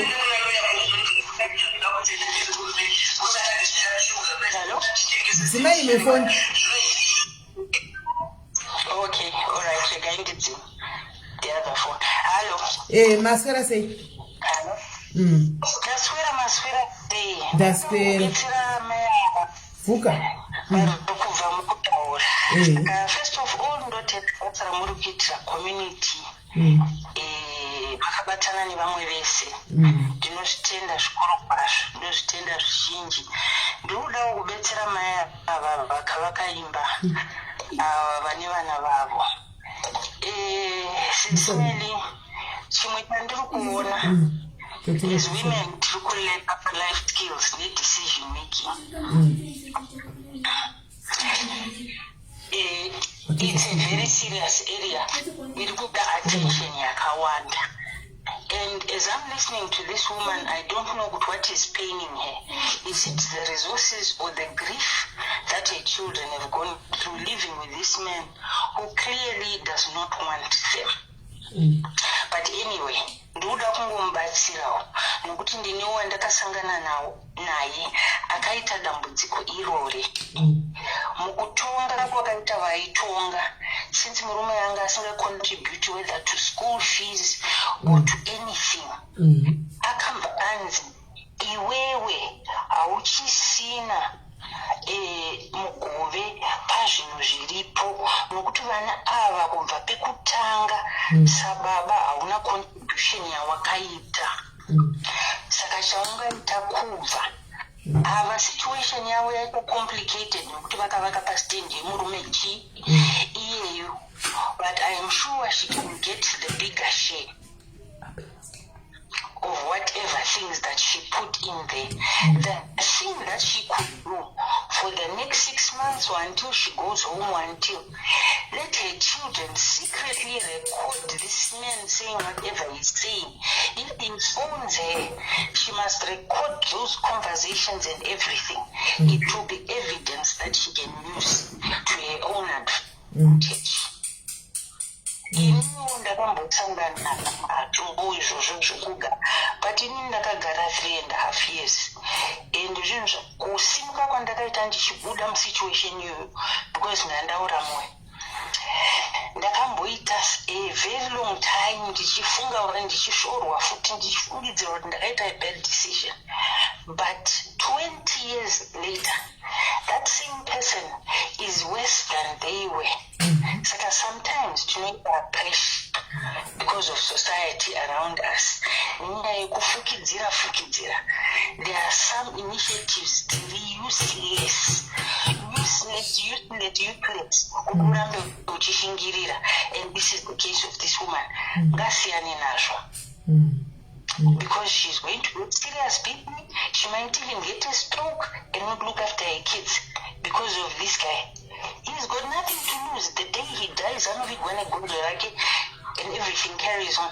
But she's got kids. She's got children.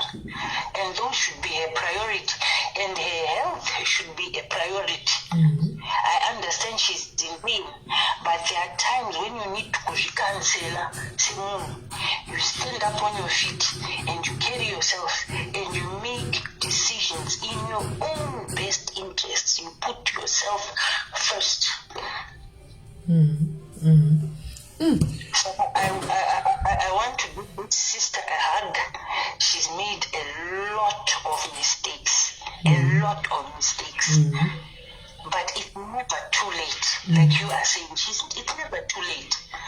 And my organizations akaita sevo vanhu kana vachimbotarisa pama-YouTube pane vanavhara zipi vanoita zvikomedi zviyazvi vanenge vachitoitira maorganization akamirira kubatsira nyaya idzodzi.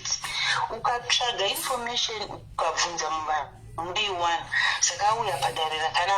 what she needs to do is stop feeling sorry for herself, because you know chema for some time and then you dust yourself as a woman. Oh no, what do I do? And you start thinking strategically, like a guerrilla, and you go forward because you have children. Okay.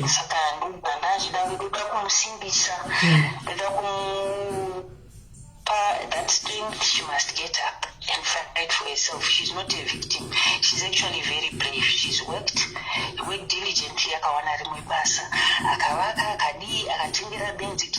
and so on, you know. And she's done, so that means she's got the potential to work hard and do something. Maybe they generator that was so in making him scanner. We have anyone can teach me. She'd be better off. This guy is useless. She needs to get rid of him. Totally. And she's got no kids with him. So it makes it more easier. It's very easy to get rid of him. And let those kids, because if he's coming back and insulting them and whatever, that in itself is evidence of abuse. So she will get help. She will get out there. They will help her. They will stand with her.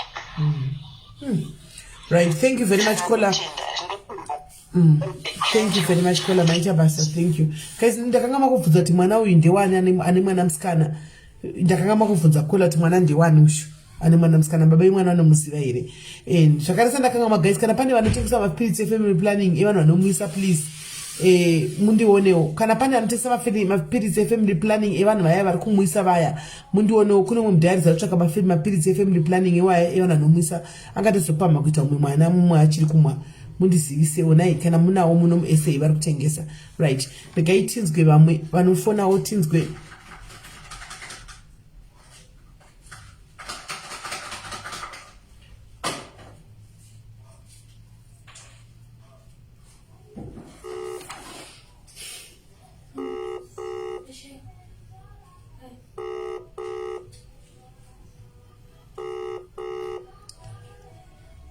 Hello? Mascara say. This is Melinda Bonamafona.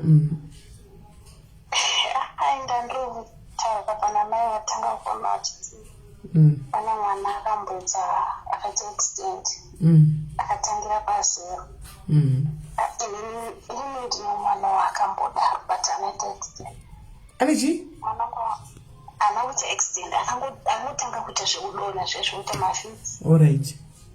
I'm 7 years.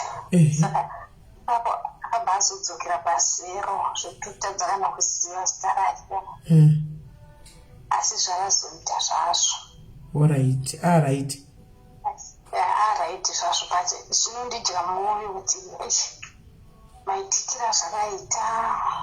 Akaita say.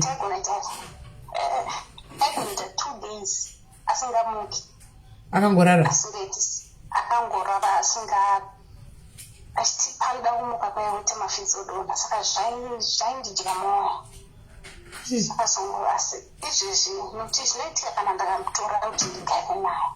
Usvika kwamuri imi saka imi ndimi makatengedzwa zvinhu zvachonaka. Andizivi kuti ini ndakatora kuti ndigare naye ndopazvinoitika but kana ari ikoko kwaariko anenge ari rai saka zvinondishungurudza kuti saka ndifanira kugara nemwana wangu here paupenyu zvinondirwadza. Amusati mambozvifambira Kola nyaya dzacho kuti munyatsoziva kuti zviri kufamba sei? Handiri kunogoka saka pandinofamba vanhu vambotaura hazvinotondishungurudza nokuti ndinongopedzisira ndotongochema kuti saka kana ari kumba kwenya hatombodoni hatomboiti zvese izvi kana angouya kwamuri otonga kudonha chete.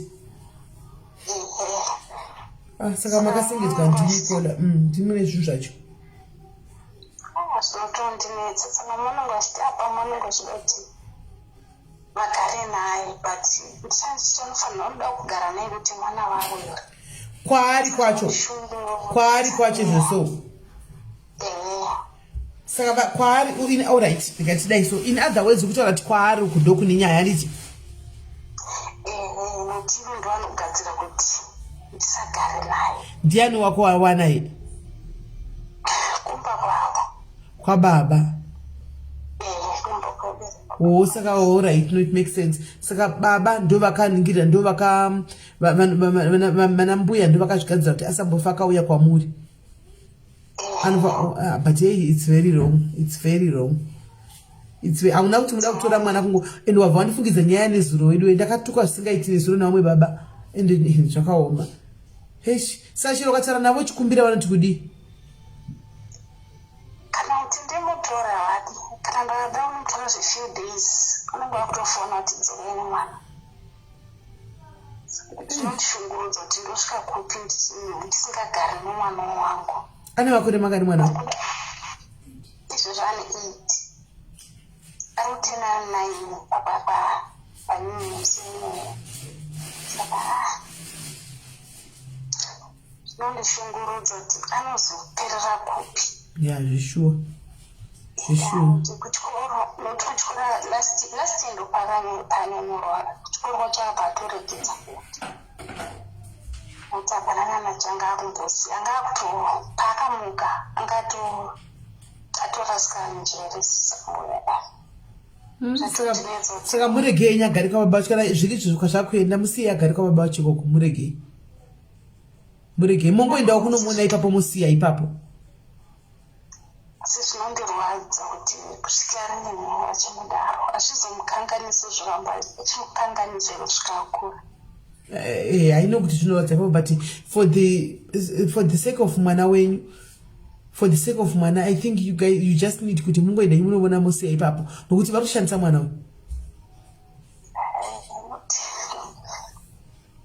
Zvinondiremera singaitidzi even ndiri pabasa dzimba kuti ndishande ndavangofunga nezvake topa ndatoperera. Handi waisa kakokonati waisa chiri kasta kasta oil iyo 3% almond oil zvakaoma ndizoti vanhu vanodarirei ende apa chanenge uchida kutya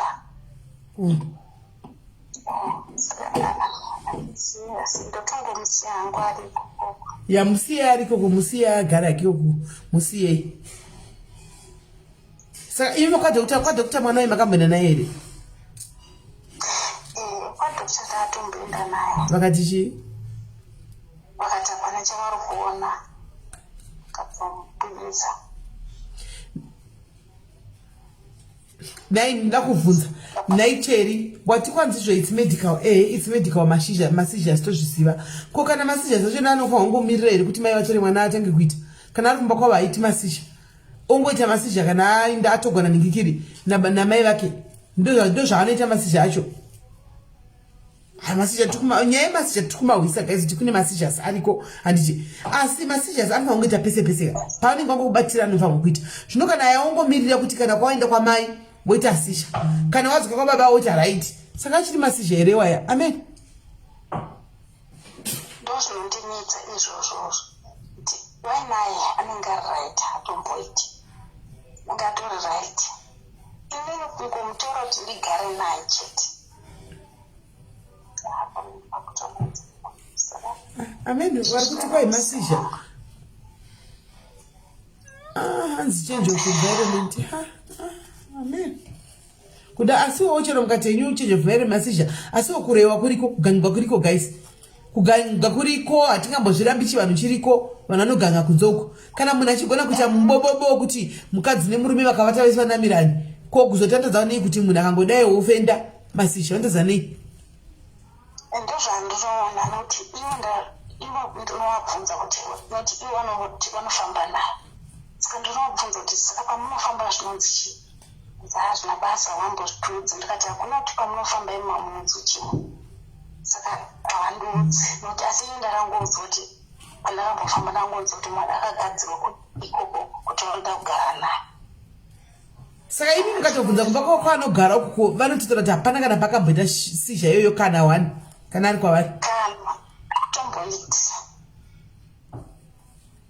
atomboiti kana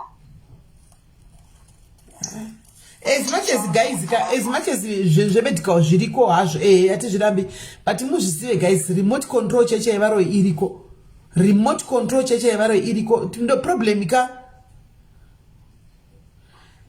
manesi woimiwo kamanesi woimboti painguva ini manesi mboti zorora mupenguva imi masizha ariko echirungu ariko masizha koita masizha echibhoyi ariko masizha ekuroyiwa ariko masizha echirungu ariko zvese vakananga kugadzira maimwa hapasi pano patakambozwa nomunhu achikwanzi ndakambovata 2 days tinamuka hapasi pano ndipanandi pane munhu wekuti ndakavata 2 days asina mbomuka saka toti chi masizha here wayo noti avo vakatomugadzira akura kutanga I'm 5 years 6 years ndipo akatanga zvinozvi nokuti kune vanhu vanogadzira mubobobo wekuti ukarara uri mukadzi womunhu ukarara nemurume awakucheche asipo unowana vanhu vakanamirana kuti keke kudai saka masizha here wayo masizha imi mikola munawo here masizha imi hamuna masizha ko baba yemwana saka mini muzvimasizha paya pamukuti masizha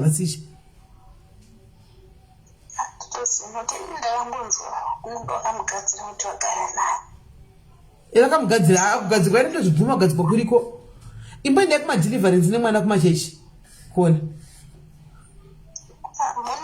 ndakazomundisa kumusha ndaona kuti muno macho vanhu vacho vanobasa havanyatso saka ndakazongorudzosera kwavari ndichida kuona kuti chinoitika chiregaya kana akura achita decision ega chiregaya ariko mungo nai chinomona mchidzoka kana akura achanesana nawo ega hama dzake idzodzo but zvinondishungurudza kuti havasisi mukanganisi chavanodira kuti vagare naye chii hapana chinhu chavari kumuitisa here mwana wavozve mwana wavo namba dzakapinwa progress idzi namba dzakapinwapo idzo namba dzakapiniwapo idzo mwana wavo saka siyai vanaye timboona mungopota muchinoshanyawo muchinomuona kumchidzoka tione alright my name sorry yenyu sure I know the pain sorry yenyu zvinondibata zvisingaiti zvakaoma sorry sure hey hapana kumira mushe guys handi mazviwa iyo manacheri manesi mashisha yenyu aya manacheri nekuti hakuna varo yini taura zvakwahanzvadzi kristo vaudzewe halo kola muri sei ndiripo makadizve makafamba zvakanaka kuzimbabwe ndakafamba zvakanaka thank you very much makasarawo bo very early back okay we got the point now this lady ane mwana ari kunetsekana nekuti kana auya kwaari zvinhu zvinomupinda kana adzokera kufamily kwavo zvinhu zvinofamba you know I'm very much ndoti chiko unotuzwa kurwadziwa kana munhu mutema akamira ipapo achitaura kuti hanzi masizha kana kuti whatever they're calling it chivanhu chiriko redway chivanhu chiriko and maremote control echivanhu vanokugadzirira mwana zvezvekuti hautombozivi kuti mwana wacho unomucontrola sei achidzokera kwaanonzi munhu kwaye ari pauri anokuitira mashiripiti nengozi and please people amene kuti 221 kana kuti 220 yasvika vanhu kuti zvakamira sei chivanhu chedu ngatisashikanganwe and vanogadzira and uroyi huriko chivanhu chiriko so if people are like telling kuti hanzi izvo this and that and please chivanhu chiriko please uroyi huriko. And if you hear about those stories, there are many of those stories which happens. There are many of these things which happens. Daitambosvika paive pekufunga kuti bhaibheri racho rakauya sei kwatiri anditi missionaries, they were coming with the sheep and they were coming over to us and they were preaching because they could not understand our African ways. Vanhu vaimira pasi vaipfugama pasi pemuti vachinamata vachikumbira kwadzimu vachikumbira whatever and things have been happening. Ko zvino zvitakukanganwa sei kuti chivanhu chiriko? Why are we paining ourselves? Saka tiramba tichingotambura tikutambura because chivanhu tikuchiramba but chiriko. And when family says tinogadzira mwana wedu sezvakadai, you cannot do anything about it. So handizivi kuti chirudzi chachirungu here kana kuti rabhaibheri here. Mwari ariko yatinonamata because Mwari ndiye akasika zvese. But let's not forget chivanhu chedu, please. Anoda kutorerwa ropa rake ndiani? So let's not, manesi takawanda. Europe yatukwadza manesi. Yatukwadza kudzidziswa whatever we are getting there. And then anapapa vawanda vakutidzidzisa zvakawanda panapa. Ngatikanganwei kuti kwatakabva ndekupi. Let's come to this point, people, please. Kumbofunga kuti kwatakabva ndekupi chivanhu chedu chiri papi. Chivanhu chiriko ende uroyi huriko. So at the end of the day, Mwari nevadzimu, not only kungoramba muchingorudza munhu kuti namatira mwana wako, leave that kid and leave. Ura mai 9 months to carry a child, and then at the end of the day mwana anoyachikuitira mashiripiti akadzokera kuanani. People, please, ngatirambe tingofurirana zvakadaro. It's too much now. It's getting too much. Thank you, Sisimele. I just wanted to put this point because inorwadza kana wakuverenga mamacomments kana wakunzwa zvekutaura nevanhu. Chinesi chekuengland takuchitorera pamusoro. Chivanhu chedu chiriko, ndosaka tichienda kumakuva kwekwe tichimbonorwerera kana kuti kumboita zvinoitwa pamakuva. Tinoitireiko mitsvairo nemahari pamakuva? Chivanhu kaichi. Tinoendereiko kumakuva kuseni? Chivanhu kaichi. Please, thank you so much, Sisimele. I don't want to talk much. I'm so hurt when I see people talking like the European way is the medical way. Anasekuru vedu isusu vanga vasingende kuna na doctor, vanga vasingende kuna chipati vakararama 109, 101, 100 whatever years. Sorry to say that, but I'm just hurt. Alright, tinamboipa kola zvishu aino zvinorwadza. Yatomboti one day mumboya mutidzidzise nyaya dzekuenda kumakuva idzi kuti chei tichinyazonoitei kuti mumbotidzidzisawo. Because zvakunorwadza at the end of the day, because nyangwe kushinzanzi kwafiwa vanhu votanzi guva ramai guva rababa, chivanhu chiriko. Mwana auya, mwana atorwa, kurambana kuriko hatirambi. Handiti hatirambi kuti kurambana kuripo. But kana mwana akuya kwandiri akundiitira mashiripiti, oenda kuna baba vake mwana ari normal, oita so kuita kunge zvinonzi vanhuka. Let's not forget chivanhu, let's not forget kwatakabva.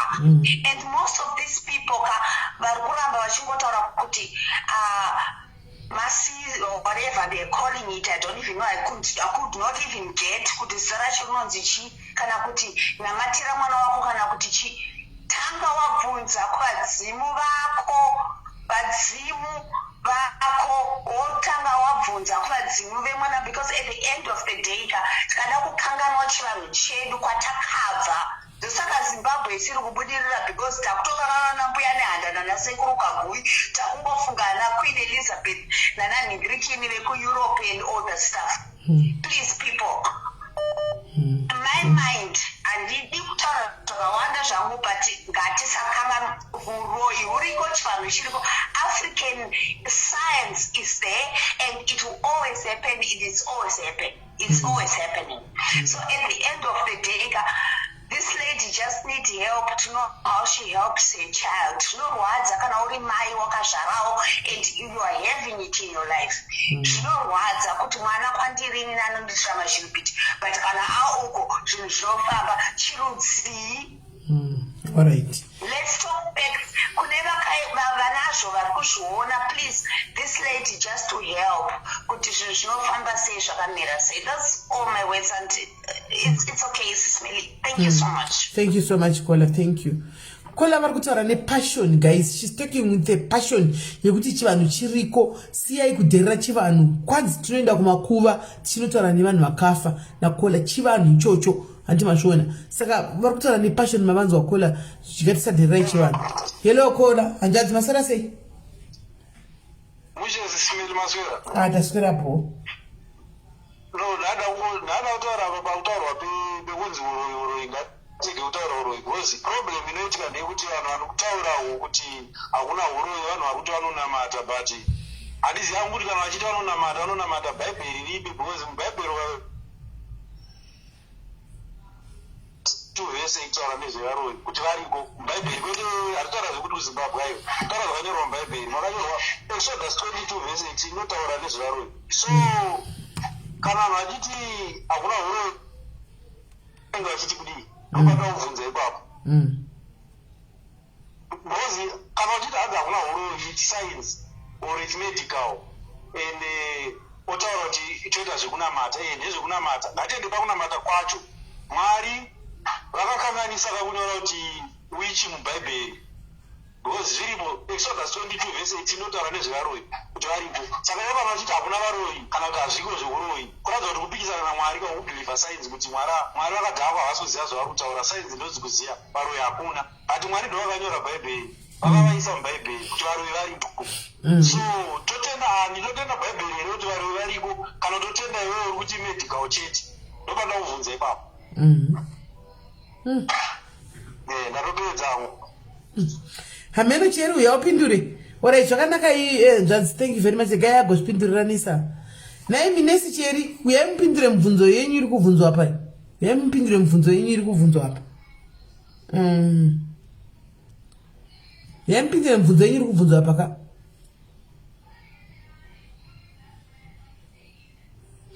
right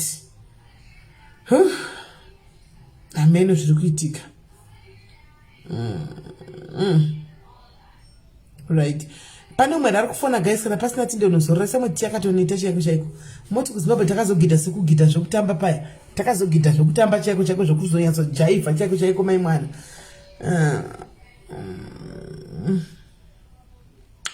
nezuro guys ndakaposa ndakatukwa nawo mababa nezuro ene ndakatukwa nababa ivavo umwe mudhayarizi akauya pana nyaya yake inogwadza mudhayarizi anoti akatiza akasiya mwana ari mudiki baba vanga vachigara vachirova vachipopota achidini ndobva atiza akasiya mwana angasina kuindawo nemwana panguva iyoyo ndobva aisiya mwana akaenda saka akufona kuti anzakakonai kubva nisei kugosa ndikunoita ikoko ndobva munhu auye saka kubva zvaakabva kwahanambovhera anona mwana wake mwana ne8 years saka ndobva anofanira akati sime ndoda kuti mundiperekedza kunoona chi anogara kuno kumurume wacho kwarasembe kune mwenjumboko svikai mundiperekedza ndiona mwana wangu kati hatirokwi kunosvika zvikanzi murume wacho naibenzi rekupesisira tangai mamufonera ndapiwa nhamba vandikandipe nhamba tai ndafona zvititaura nandiudze tikuya mai mwana ndakagamiwa neshoko munowa ndangoti kufona kudai sezvikanze fotsa yake ndiwaniwe munhu iye akatiza mwana ihure muri mazihure mese hatakatuka ndobva ndambu ndikamu alo kola helo halo sisimele makadei ndiri raiti muri sei ini ndila kutaurawo panyaya iri kunzi yevaroyi ava because ini ndakambosangana neproblem handisi kuziva kuti tingati chivanhu here kana kuti inyaya yekuti zvoni ndine mwana wangu ane 5 years mukomana saka baba vekwangu vanzi mavhitorere saka zvavari mavhitorere pandakazvara mwana hanzi kurudzi kwavo ivo vanoti pakazvarwa mwana panovhurwa mwana nzeve paipaya mwana anoti anoya nini voisa mwana ini pakati pavo nini alright saka ndopatinosangana kusvika tapedza mwana ari pakati pedu saka munosangana sei mwana ari pakati penyu mwaari kusaidi kumwari munosangana sei moita krisi krose akarara padombo pangu baba wacho ari pamusoro wakosina kunditsamirira aiwazve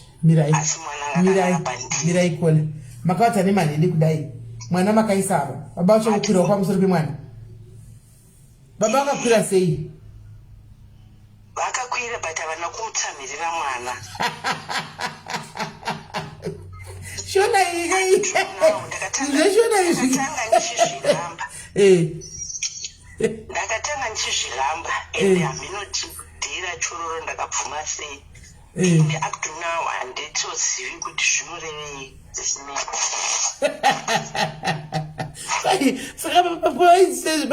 Amaita zvomainzi muri kuitei kwaiti kuvhura sheve dzemwana handisiyi vanzi ndozvatinorapira kumusha kwedu ndiri muvhitora chaindofunga kuti wanichitaura andizvizivini andizvisivi izvozvo zvamutaura ini ndataura zvoho pano kuti kwanzi kuti kwai vanhu munokwirana mwana ari pamusoro mwana mucheche changu zvagwa momuisa pamokwirana mwana aripo pasaidi kuvhura nzeve amenozvitakawana kwai nzeve dzechifuro dzite sei handisiyi vanzi ndozvavanoita kumusha kwavo saka up to now handitozivi kuti ndingaonana angandudze uchina nhasi havasati vatombotaura kuti wai vakaita izvozvo mwana ave nemakore mangani anisati papanonetsa baba uchiona vakanasipa anenge achimboda baba wake chete kana kuti ndo nyaya yacho here handisiyi I think so mukomana mukomana I think so imi saka muri kunzwa kuti mwana pamakavhurisiwa nzeve dzemwana mwana angane mwedzi mingani angane ari mudiki zvakadii angari mudiki zvekumachi 3 months okuma 3 months zvaandochema baba wacho akaenda nemumukadzi bacho vakatozoinda asina baba wacho ko bacho vakatozoinda kutoenda nemumukadzi but kana zvakaita sei andogona kutopepuka usiku wachingochemera baba wake vakaenda rini baba chivanhu mwana ane gore muchagwa vakuvhugwa nzeve ndobva vatoenda futi ko mukadzi uyu vakamuwanepi mukadzi uyu muno muswane mushome chaiwo kumusha saka vakati girlfriend mukati sati kune girlfriend iriko vakatozosvika pakutobuda vakaenda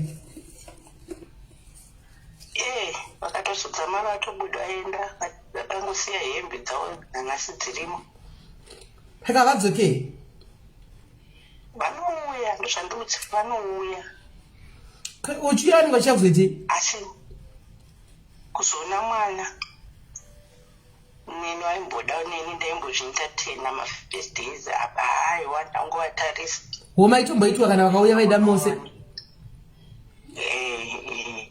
saka imi maitori yenyu okay kuti panenge vachiona mwana mupoho she mugove wenyu wendau ndaimbozviita 10 but mazuva ano saka kwairizeni kuti ndibude mumba ndeina baba havatotaura ndavatozivi kuti chicha havanonyepawo kana vari kuno vanenge vachishoropodza kwavanenge variko kana vari kwavariko vanenge vachishoropodza inini kuno imi nemukadzi uyu munotaura mose hatitotauri ndakamboedza kuda kuti titaure akaramba kuti ndionesana bva aramba asi muchiri kuda munhu uyu murume wenyu muda nomudani kuti handitogoni sisimeri even kandada kuti mufati ndiite boyfriend ndozvikwanisa osaka muri kudai makamirira inyi murume wenyu kuti makamirira inyi kuti murume wenyu agozodzoka ake saka makambousvitsa kuhama here wakauya nechi asika nezvamuri makati mati makamirira muri kuda inyi murume wenyu makambotara kuhama here kuti vatai kugarisai pasi muwe kuti chii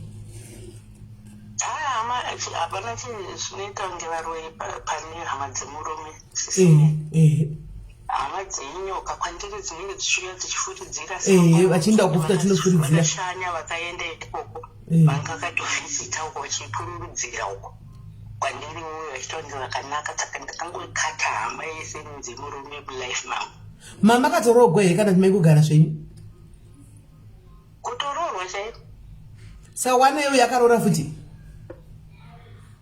vana vari kungogara zvinhu zvemuchoni ataiwo nemwana futi here aiwa vana mwana mukadzi atori muhombe kwavari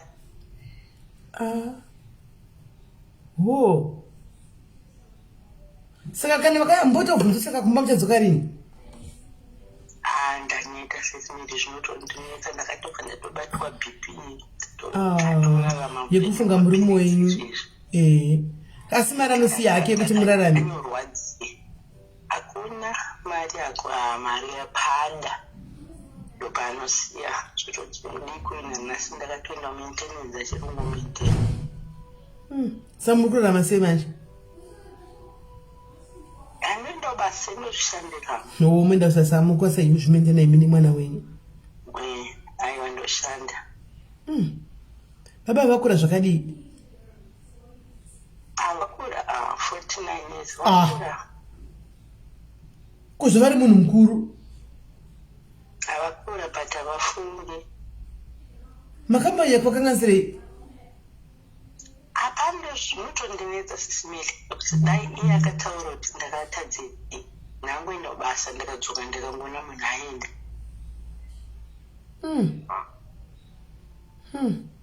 No. Handine mukadzi uyu vakatsvagana paFacebook vaimbova mukomana nemusikana kare vachikura. Vakatombodanana. Kare. Ndiri kunzwa kuti makare muri kutorwadziwa. I can sense kuti mukati menyu muri kurwadziwa nenyaya iyi, muchiri kutorwadziwa nazvo musati mapora. Ndakatobatwa BP sisimele.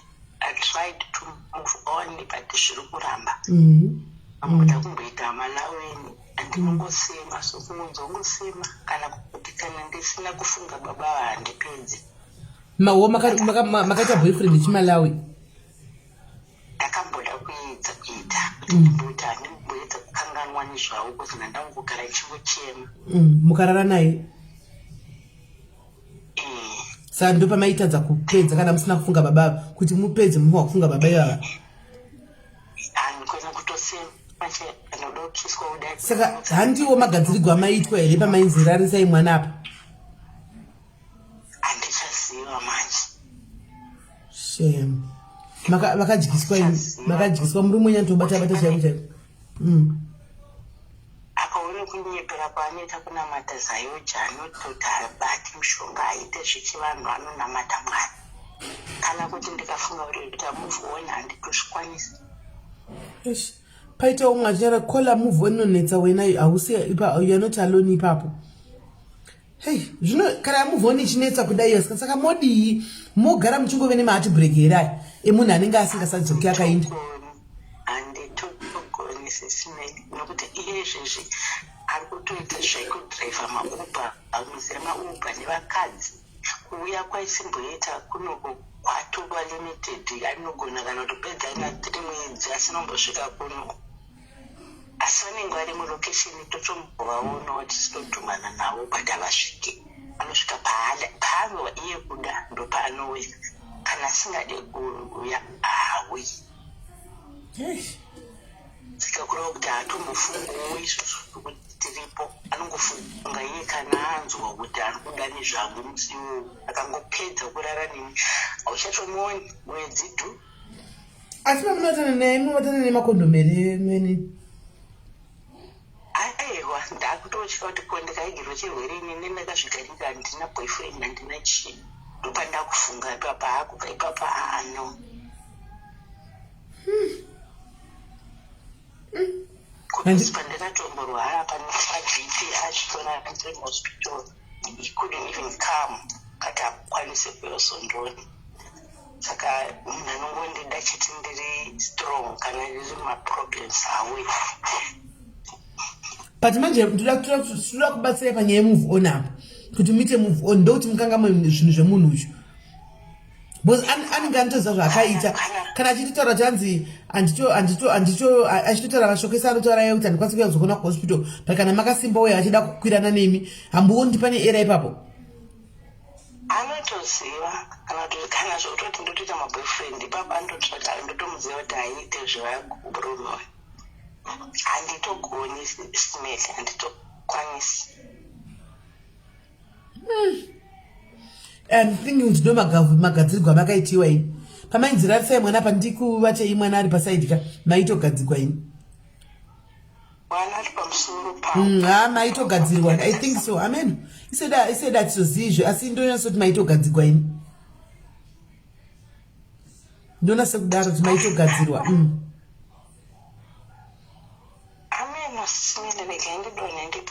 Regaitidzwe vamwe tandi kudi panyaya yenyu because you need to move on. You need to move on. That's the only way you can forget about this man. As long as you know kutonyengwa ndinonyengwa asi kuti ndimude ndinongomuda kana zviko 1 week kana 2 weeks akazoda kundita kuti bata kana kudii mai wenga chatodi akutoda kurutsa chatodi kana kumuona chitopera zvakadaro. Yeah, it's not normal. Right, the gate is going to have to see Terra in comment section. Alright, guys. Batsira yo mother batinzwe mungabatsira sei mwedu uyu guys. Ma feelings ne umwe munhu rume hana. Ane ma feelings ne murume wake ukuinda ushu. Chete. Murume uyu aimbomupa masekutanga kwa achitindona mwana. Iko zvino akazomuka kola achadi. Asi zvinoitika kuti aite umuvona aite umwe boyfriend kana kuti adi hazviiti. Hamuna moyo wachona. Arifa utanga tofunga baba kuti afa ise zvanenge achita ipa panguva iyoyo. Saka oita sei kuti aite move on? How can she move on really easy? Pasina affection kufunga nezva baba.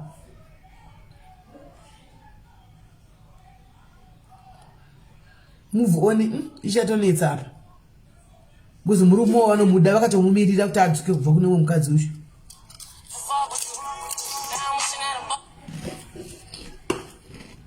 Kola hello.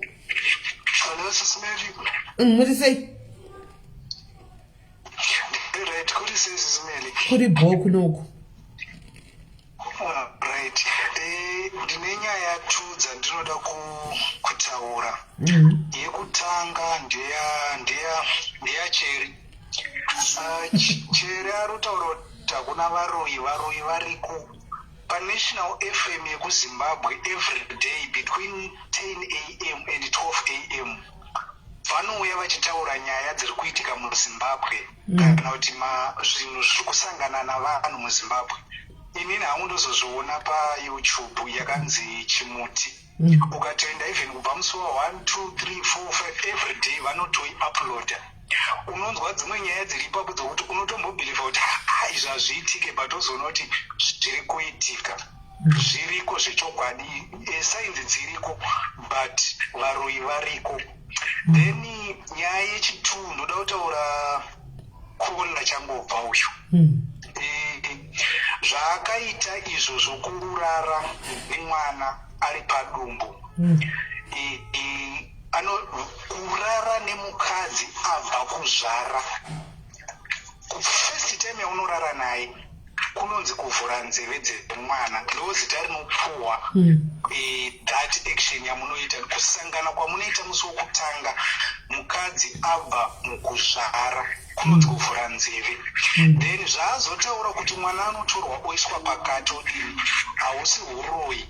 Pachishona mwana anotorwa itsika dzevashona kwete kuti hanzi zvine uroyi mukati kana kuti aiwa itsika dzevashona.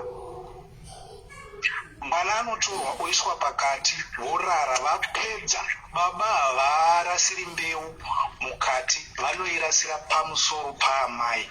Mbeu ya baba iyaya yotorwa yoiswa pamajoints emwana mukati pamaoko pane gokora sakanisa nechemukati umu.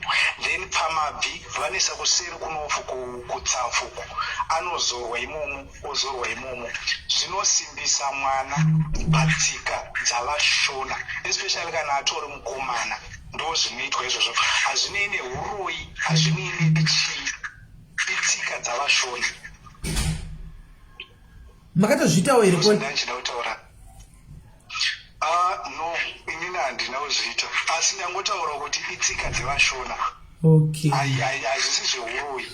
Zvokuti kumasvingo chichi aiwa indiri muVictoria. Hakuna asi chandinobhilivha zvangu. Chandinobhilivha pana Kola ndechekuti vakadyiswa. Ichocho ndochokwadi. Kola vakadyiswa zvokuti havana chimwe chinhu chavanofunga. Regai ndivape example yangu inini. Ndakambodanana nomumwe munhu, I think that was 2007. Anoita musikana. Ndandiri muJoburg. Takadanana for 2 years. Then ndobva tazosiyana. Zvakandinetsa kuti ndinyatsosiyana nemunhu iyeye. Zvakandinetsa. It took me over a year kuti ndizoti ndasiyana naye totally. Every time yandaifunga kuita move on aita akafona akangotaura zvaanenge angotaura kuti ndada ngonzwa kuti uri sei ndotonga asasa kaomba kuti chii kungatingo dzokera naika kana kuti ndototaura zvokuti tirambe tichidanana. But after some time I remember akatoenda kusaiti akatondomitiswa akaita nhumbu akadzoka kwandiri akatouya musi wauya ndikamutengera preparation yenhumbu yanga isiri yangu. I did that. But one day ndakazoita day rokuti ndakabhoekana ndobva ndati but panapa zvinhu zviri kunyatsokuitika. I remember day racho iroro ndakaswera ndisina kudya ndobva ndarara. Then mangwana acho makusini the whole day handina kudya ndakarara ndisina kudya ndakabhoekana. Mangwana acho makusini ndakamuka ndikati ndakuda kumbotsanya. Then ndobva ndatsanya the whole day, which means ndandane 2 days ndisina kumbodya. Ndobva ndandoswera ndere chiturere ndakadaro. Then ndobva ndati usiku wacho ndikati ndiri kurara around 1 AM ndobva ndamuka ndikati ndaakunamata. I remember kuti ndakanamata for about 30 minutes. After 30 minutes ndichingondoti amen ndakatanga kurutsa. Ndakatora ma9 liter bucket tayaya ndakarutsa rikasvika muhafu. Zvinhu zvandairutsa handizivi kuti zvaiva zvii, ndaizvitarisa handizvinzwisisi. Maitorutsa iyo nyama inoso yaitosora yakabika yakapfekwa kuzasuku nguva yamakamakatosha. Amen. I remember kuti ndakarutsa ini ndaita 2 days ndisina chandadya. Ndakarutsa hafu bucket. Zvadaro ndakabva ndakutanga kunzwa kuti munhu uyu handichisinei naye. But I remember one day ndakazoti ndichinamata because ndaizongoti kana kuti dzimwe nguva ndakarara ndomurota achida kuita zvaanoita nini kana kuti chii. Then ndakatanga kufunga kuti what is it that chandinacho inini chiri kuita kuti munhu uyu arambe ari pandiri. Then ndobva ndaremember kuti pane jaketi raanga akanditengera as a present. Jaketi iroro ndouranga rakagadzirwa. Then ndakatora jaketi rero ndobva ndaripisa. The same day randapisa jaketi iroro ndakamurota achiti wandidzinga ndabva pano handichadzoka. That was the last day. So I believe kuti kuona vakadyiswa kana kuti vane zvavakaitwa, asi zvakaitwa pamwana izvezvi hazvinei nefeeling yavainayo kana kuti attachment yavainayo nemurume. Ivo pachavo vane zvavakaitwa zvisinei nemwana. Zvinovabatsirika sei pakadai? Vanofana kudeliviwa, vanofana kuwana deliverance, kuwana munhu anobatsira chaiko chaiko. Otherwise kana vakasabatsirwa havaiti move on. Hazvitoite. Havaiti move on. Asi makarutsa komana 9 liter bucket rose kurutsa hafu. Makarutsa? Muhafu, yes. Makarutsa. Ndakashaya kana kuti kutaura chokwadi sisimenika ndaishaya kuti zvaibva kupi. Ndakashaya kuti zvaibva kupi. Ndozvazvatisora panapa tinenge muchidlisiwa chidhoti chekupesira nyama dziya zvese zvine zvobuda manje muzvichizvirutsa manje. Ya ndochokwadi ichocho. Zvokuti kuti kunze hanzi hakuna kana kuti zvouroyi hakuna. Vanhu vari kunyeperana kuZimbabwe kuri kubatwa uku. Kuno uromba umwe usingaitwa, vanhu vari kuromba zvokuti unoshaura kuti vari kuromberei. Uromba unotyisa. Saka ngatinamatei, ngatitye Mwari. Asi tikona ngavasunungurwa. Ngavatsvage munhu anyatsobatsira chaiko chaiko vasunungurwa. Ndapedza zvangu. Thank you very much, Kola. Thank you. Yo. Avakarutsa guys. Musatape 9 liter bucket imi. Half yacho. Vavakaliswa. Vavakaliswa zvinhu zvakanyanyisa. Zvinhu zvavakadya zvidziso zvakanyanya kuzara mudumbu zvekudaro. Mazviona. Ndizvakaoma. Makambovhurawo vana zheve here imi guys? Makambovhurawo vana zheve zvoku mavhurigwe zheve ataugwa naKola yamamavo. Makambovhurawo vana zheve here nzira idzodzo? Zvakaoma sikana. Hapana kumira musha. Right.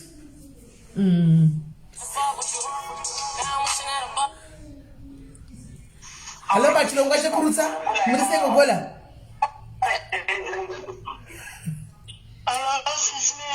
Muri sei?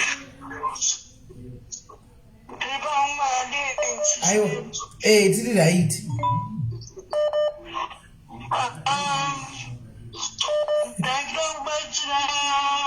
The first ndakatevera. Okay. Vatone mwana akatsikwa. But handisikuda kuvabatsira pashopa now. All right. Because last time when I called kuna Auntie Selena talking about my disabled son, people talked a lot. But it is the end so I don't want to talk. But I have a lot to share with her. But I was and the one of the Rombo Wemba like James Tomomberuti. Sanda Piwa Nino Gamchira Randa Piwa Oh Dino Tora Handirambe Jangu Kana mabada namba yangu.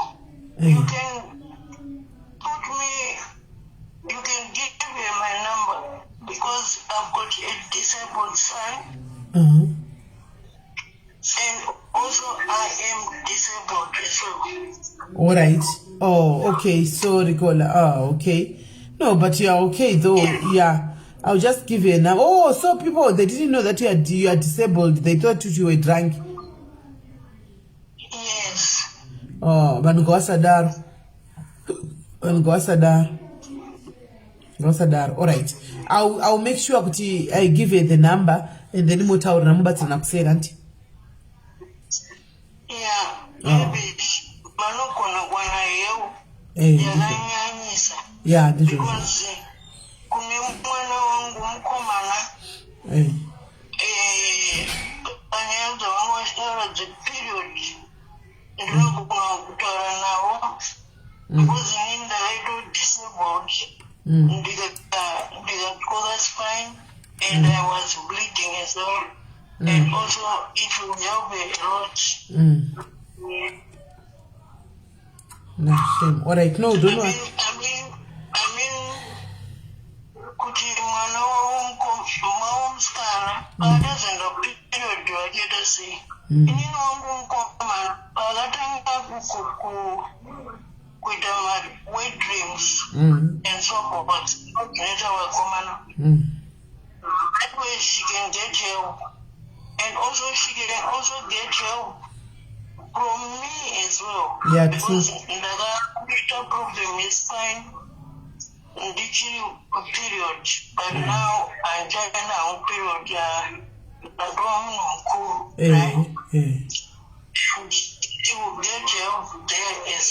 All right. No, thank you very much, Kola. Thank you very much, Kola. If you are listening or if you are watching, please come back to my inbox. Please come back to my inbox. Because bafona wakati wandei bachenje try kudzokera kuma ngiriko kutanga kuma calls kutanga.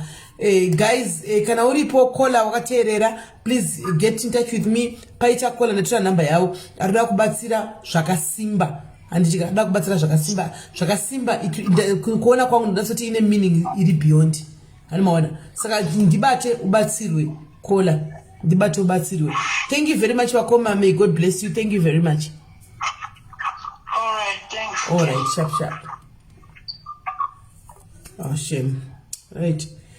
Right, guys. I think it's high time now tichifara. And it's Zimboi Zenda. Zimboi beloved Dan Prince. Ndewe iko nawe Zimboi unaita nezvei. Unaita nezvei iko Zimboi. Uda kuachi advertise page rako pano tipe mari. Kwa chida ku advertise page rako badara. Right, guys. I think chanasi zvakwana. Anditika tambo tandara taonana anditi tambo tandara taonana. Let's continue on Friday. Tichimirira edu Christmas ne Saturday. Tichikontinue ne Friday. Chero takavata pano kuchera mbizgona niko ne Friday. Totaka kuna Friday. Anditi guys. Totaka kuta joy edu ne Friday. Anditi guys, make mchipembera birthday rangu. Come on guys. Techi celebrate birthday rangu. Saka tanga kumani so Friday. Tichita mvenge panapa. Inenge iri mvenge. Antika tichimwa ndata kubara right. Friday tiri panapa tichimwa tichipembera birthday. Kola hello. Hello, Magadi, Sisi Meli. ndiri right muri sei iri right ndangofonawo ndaona makutooneka makuenda saka chakuti gaga regarding chatanga nomukadzi uyoya apedzesera achiti muchiti akadyiswa yandi I don't think kukudyiswa. Inini I'm talking on experience yamai vangu. Mai vangu vakaseparata nababa vangu. Baba vangu vangoita sezvakaita murume wake izvozvo kuti anoenda kundoroora mumwe mukadzi. And then anenge achimboita achiuya achidzokera. And vanga vakaita vana 3 vese we 3 kumba kusaidi kwababa vangu. But issue yekuti munhu anenge achikapinda murudo nemunhu wake akaperera, saka it's difficult to move on. Inini mai vangu havana kuzombopera vakatsvaka mumwe murume, havana kuzombopera vakaita move on. But takura tatova vana vahombe. Ndakairemember ndakatomboita neargument namai vangu kuti imi munhu haachadzoki. As much as muri kuhopa muchinamata kuti murume wangu ngaadzoke, akatomake up his mind kuti ndokwaakuda, akachuza kwaanoda kugara naye. Saka siyanai nazvo. But vakazozvirealize patova nezvinozvo almost after 2 years baba vangu vakaenda brother yangu last born ichingobva kuzvarwa, mai yangu vakasara kuzvara ivo vatomove on vatoenda vakavasiya iri nhumbu. Saka nezvino brother yangu yakutotena I think 30 after 20 years munhu kuzorealize kuti munhu ishuwa akatoenda zvachose haachatodi nezvangu. Saka sometimes akusvikudyiswa sekuti munhu anenge akapinda ari nemwoyo wese nerudo ende unenge usina kujera zvokuita varume vakawanda. Munhu anenge akakura one belief yekuti unoita murume one. And then ndozotaura pano iyoyo ari kuti akatora mwana wake anotanga kuita mafits and then akamudzosera. It's hard kana mukaseparate especially kana vari vana vakomana. Seyandataura iyoyo yamai vangu, brother yangu inini akakura nemunamato. We reached a point imwe yekuti takafunga kuti hambofa akakura akararama. A lot of things used to happen. Tese tiri vana zvaimboitika but zvanyanyobata iye because ndiye mukomana. But pane time yekuti baba vangu vakambodzoka vakataura kuti ndivo vaizvikonzeresa some of the things zvaiitika kune brother yangu. Saka mai avo vanofanira kumira nekunamata and vanofanira kudeclare as a parent pane right yatopiwa naMwari over our kids zvokuti vakamira nemabva avo vakakumbira kuna Mwari, it will give them that power kuti vakwanise kuva nerelationship nemwana wavo because muvaroya havamiri kuroya but zvakwauriwo kuti uzvipe protection, uise hedge over your life kuti Mwari inini ndinoda kuti ndikatora mwana wangu ndikwanise kuenjoya time yandinenge ndine mwana wangu. Vanofanira kutova kuzviita strong. You have to be strong kana makaseparata because vanhu vanenge vachiita zvavanoita you can't stop them. Havana control over them but she has control and say over her life and her child because ndivo vakazvara mwana. And then ndoda kutaura pane yawo yaanga achiti zvoni akazoita remarry. Yatova advice because yawo yazvakatoitika but my advice to many women I have seen, I always follow my social media vanhu vakawanda mashows akawanda. I think ukaona waita mwana 1 or 2 3 zvitokwidza nemumwe murume, the best thing kugara wochengeta vana vako. Don't look for another man because varume vagara vanongochinja chero ari wani wako woita naye vana anokuchinjira. What more a stranger ari kutoziva kuti vana ava havasi vangu. Hama dzako chete dzinomira newo until death vana vako. Murume anongochinja anytime. Saka my advice is kana vanhu vechikadzi kana tinge tazvaraka tinoti body yangu inotoda munhurume nodai, I would rather say tsvakawo party time but focus on your kids because you destroy lives nekuda kune selfishness okuda kuti iwewe you have to put yourself first before anyone else. But as long waisa mumwe munhu wawisa mumwe munhu pano panyika you have to put those people first kuti vana vangu what is going to be their future zvichange zvakamira sei. Mai vaya vangadai vakavaka kumusha kwavo vaiti kwaparara kuya because already this man havana mwana naye. Saka no matter how sweet the man mawedzi ake avaivaudza anga asingameti, he has to think of the kids kuti musi unomuka baba vakapanduka, where am I going to go with my kids? Eni mai vangu vanga vasina kudzidza vakakurira mufamily yekunzi vana vasikana munorodzewa vakapiwa murume vakamuramba kuenda kuti murume wangu wapiwa vairodzwa 13 years 15 years.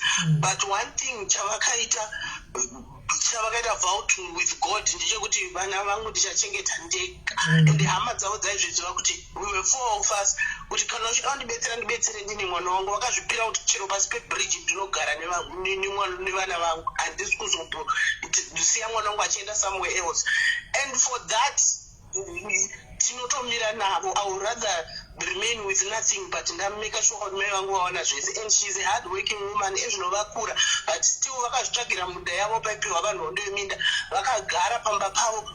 Sister yangu akwanisa kunovadrilira boho vamwe vana vese ndokwavari izvezvi sister yangu nemurume wake ndokwava kutorima vari they are living well despite the fact yekunzi zvinhu zvakaoma muZimbabwe. I know kuti havaende havaende kunorara vane nzara vari kuzvirimira everything pamba pavo. Saka as a parent une vana I think put your children first. No matter kuti miri wako unoda une kuvava zvakadika. I think we have to learn that. Asi iwo muviri naikola unozombonya kuva zvakudare.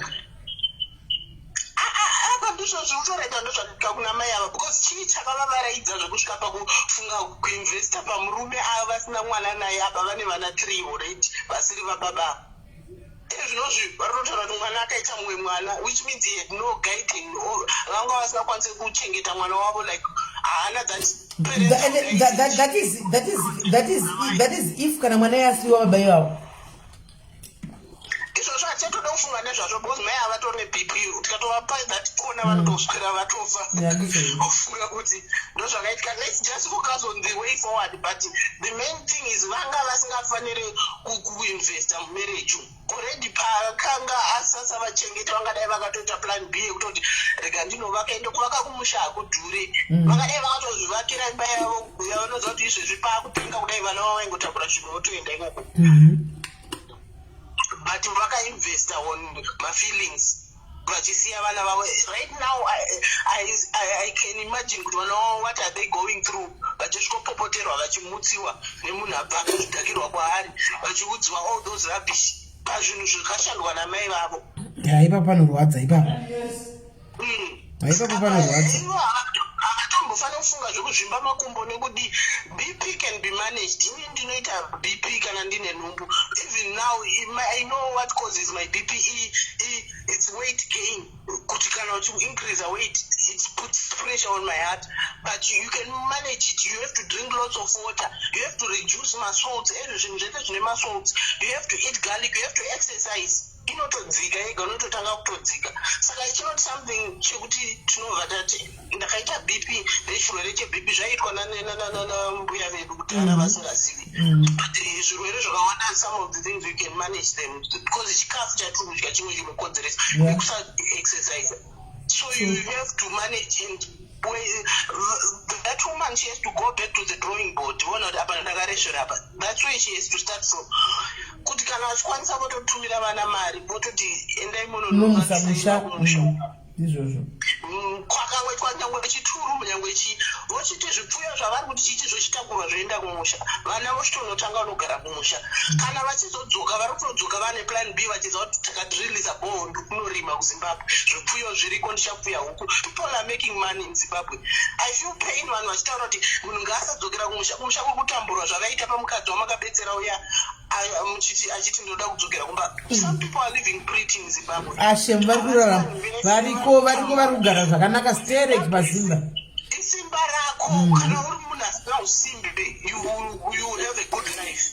Muri kushuwa kai usimbe ini kai kana usina usimbe you go back to Zim and live a good life. Mazhuwaka. A lot of people are living better lives than here in South Africa. For nothing. There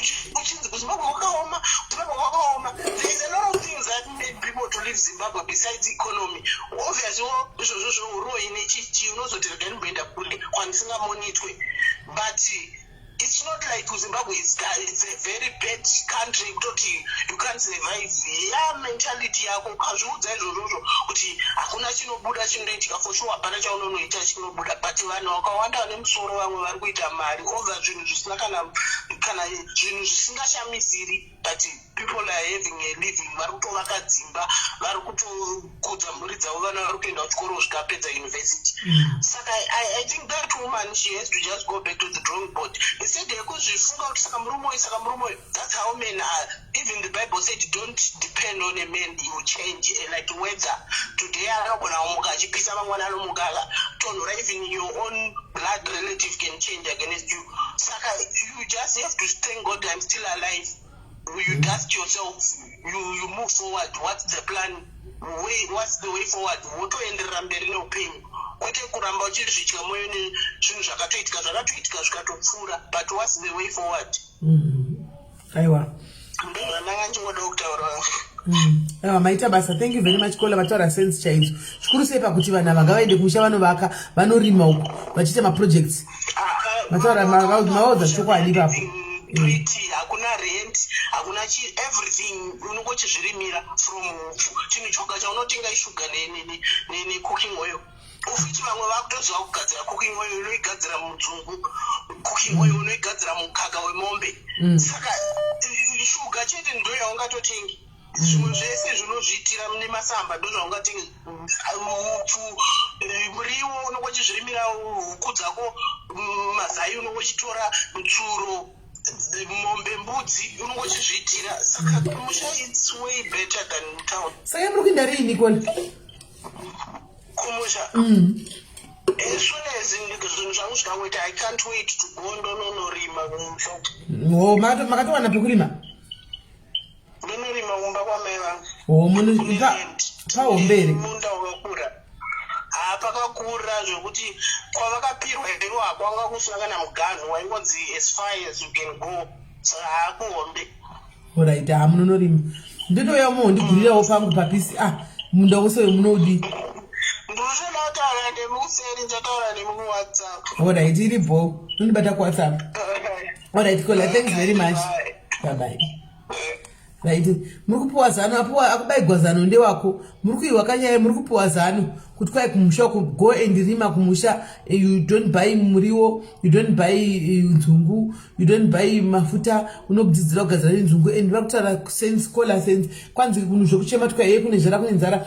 Iwe ndione ngori simba singagoni kuti udi ushande, asi vataura sense havo though. Sure, kuZimbabwe vane mari dzavo imaboy kuZimbabwe vanozara guys, kuzara kuti tucha vanhu vachimwa doro nematebhuku akatsvuka nedoro, matebhura ekutsvuka nedoro kuti unotoona nemari dzavo. Unoona, I think kungohla kuinde unogara si vanhu vane mari dzavo kumusha hani mazviona. Right, so guys, kana pasina mwada kufona lechiregai ndichinda, and we'll see each other on Friday. Anditika takamirira Christmas, inonzi Christmas night tetiri pano tichitamba zvedu marecords kana tichidiya mheno tichita mvenge edu tiri panapa. Saka vaya venyaya dzadzo kunakidza, please mogadzirira moyana dzenemusi Friday. Andika totanga zvedu kumwa nemusi Friday, takamirira Christmas. Andika hazi story yenyu ye mukadzi yandifonera zvikanzi chitorai namba yemufonere baba vaya, ndatora namba yandafonera Edhuya. Hana mboda kana kuwa kuti kudii. Akangotiti hello ndiwani nodei. Ndikati asanga atombondiudza kuti murume wachane rafu. Ndikati kwe unogotanga nokundibvunza tikazi ndiwani wa unodei usina mbwa nyaya yangu. Ndikati mwana mukadzi wako kuno kwaya akaripota nyaya kuno kusisima social workers aripota nyaya kuno kumukadzi wako kuti iwe akati uramba kuti aone mwana ne8. Zvikanzi mazihure remunhu, mazihure manyengerana mahure ikoko. Usisha kuti neni akasina zvakadaro guys. Handisana mbona zvakadaro. Bozari buri makanipedza poe. Zvikanzi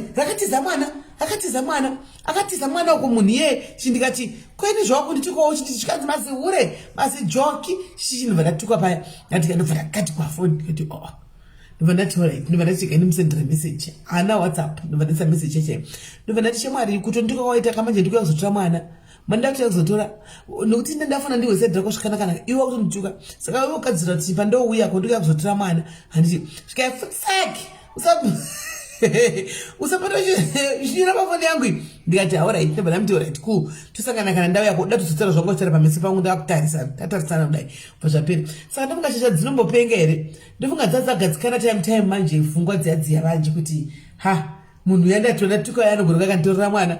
Ndobva azofona time zvikanzi munobada here kunzwa kuti ndikudzai kuti mukadzi yakati zawana kati aiwa iwe tinisafoni pafoni yako handiti ukanditi timasi hure tu anyengerana handiti saka iwe chirega masi hure tu auye kogosita zvotara pamusi pedu hanimona hanzi mucharo iyo ndeyekurohwa chesikolastika iyo itapi ndeyekumhura ndisati ndakati dei tanga taenda kuti tisina kufonaka namwari nekuda kwendiwe malive batalaka maina kibhoti chimanye takati chitsoka ndibereketi ndiri mberi mukadzi uyo ari shure takatedzana madhayaris tichitiza because itapi inonotokurova iyoyo asi chandakaona dzinenge dzisina nyatso upstairs madzinanyatsoita mushi upstairs hadzina ndakati ne mukadzi naiwe varume vakadai vanhu wanikwepo ukamuwanepi murume uyu ukamuwanepi ndopakatanga kuti kwanzi ndairohwegwa everyday kuti sei usiri kuita mimba daily kwai ndairohwa daily kutsikwa kukuwadzwa kuchinzi ita mimba kwai pamimba yacho yaramba kubata ndopandakaona hadzina kukwana kwai ndikambonzikuona vabereki vako vakambomanyisiwa vabereki vemukadzi vakambomanyisiwa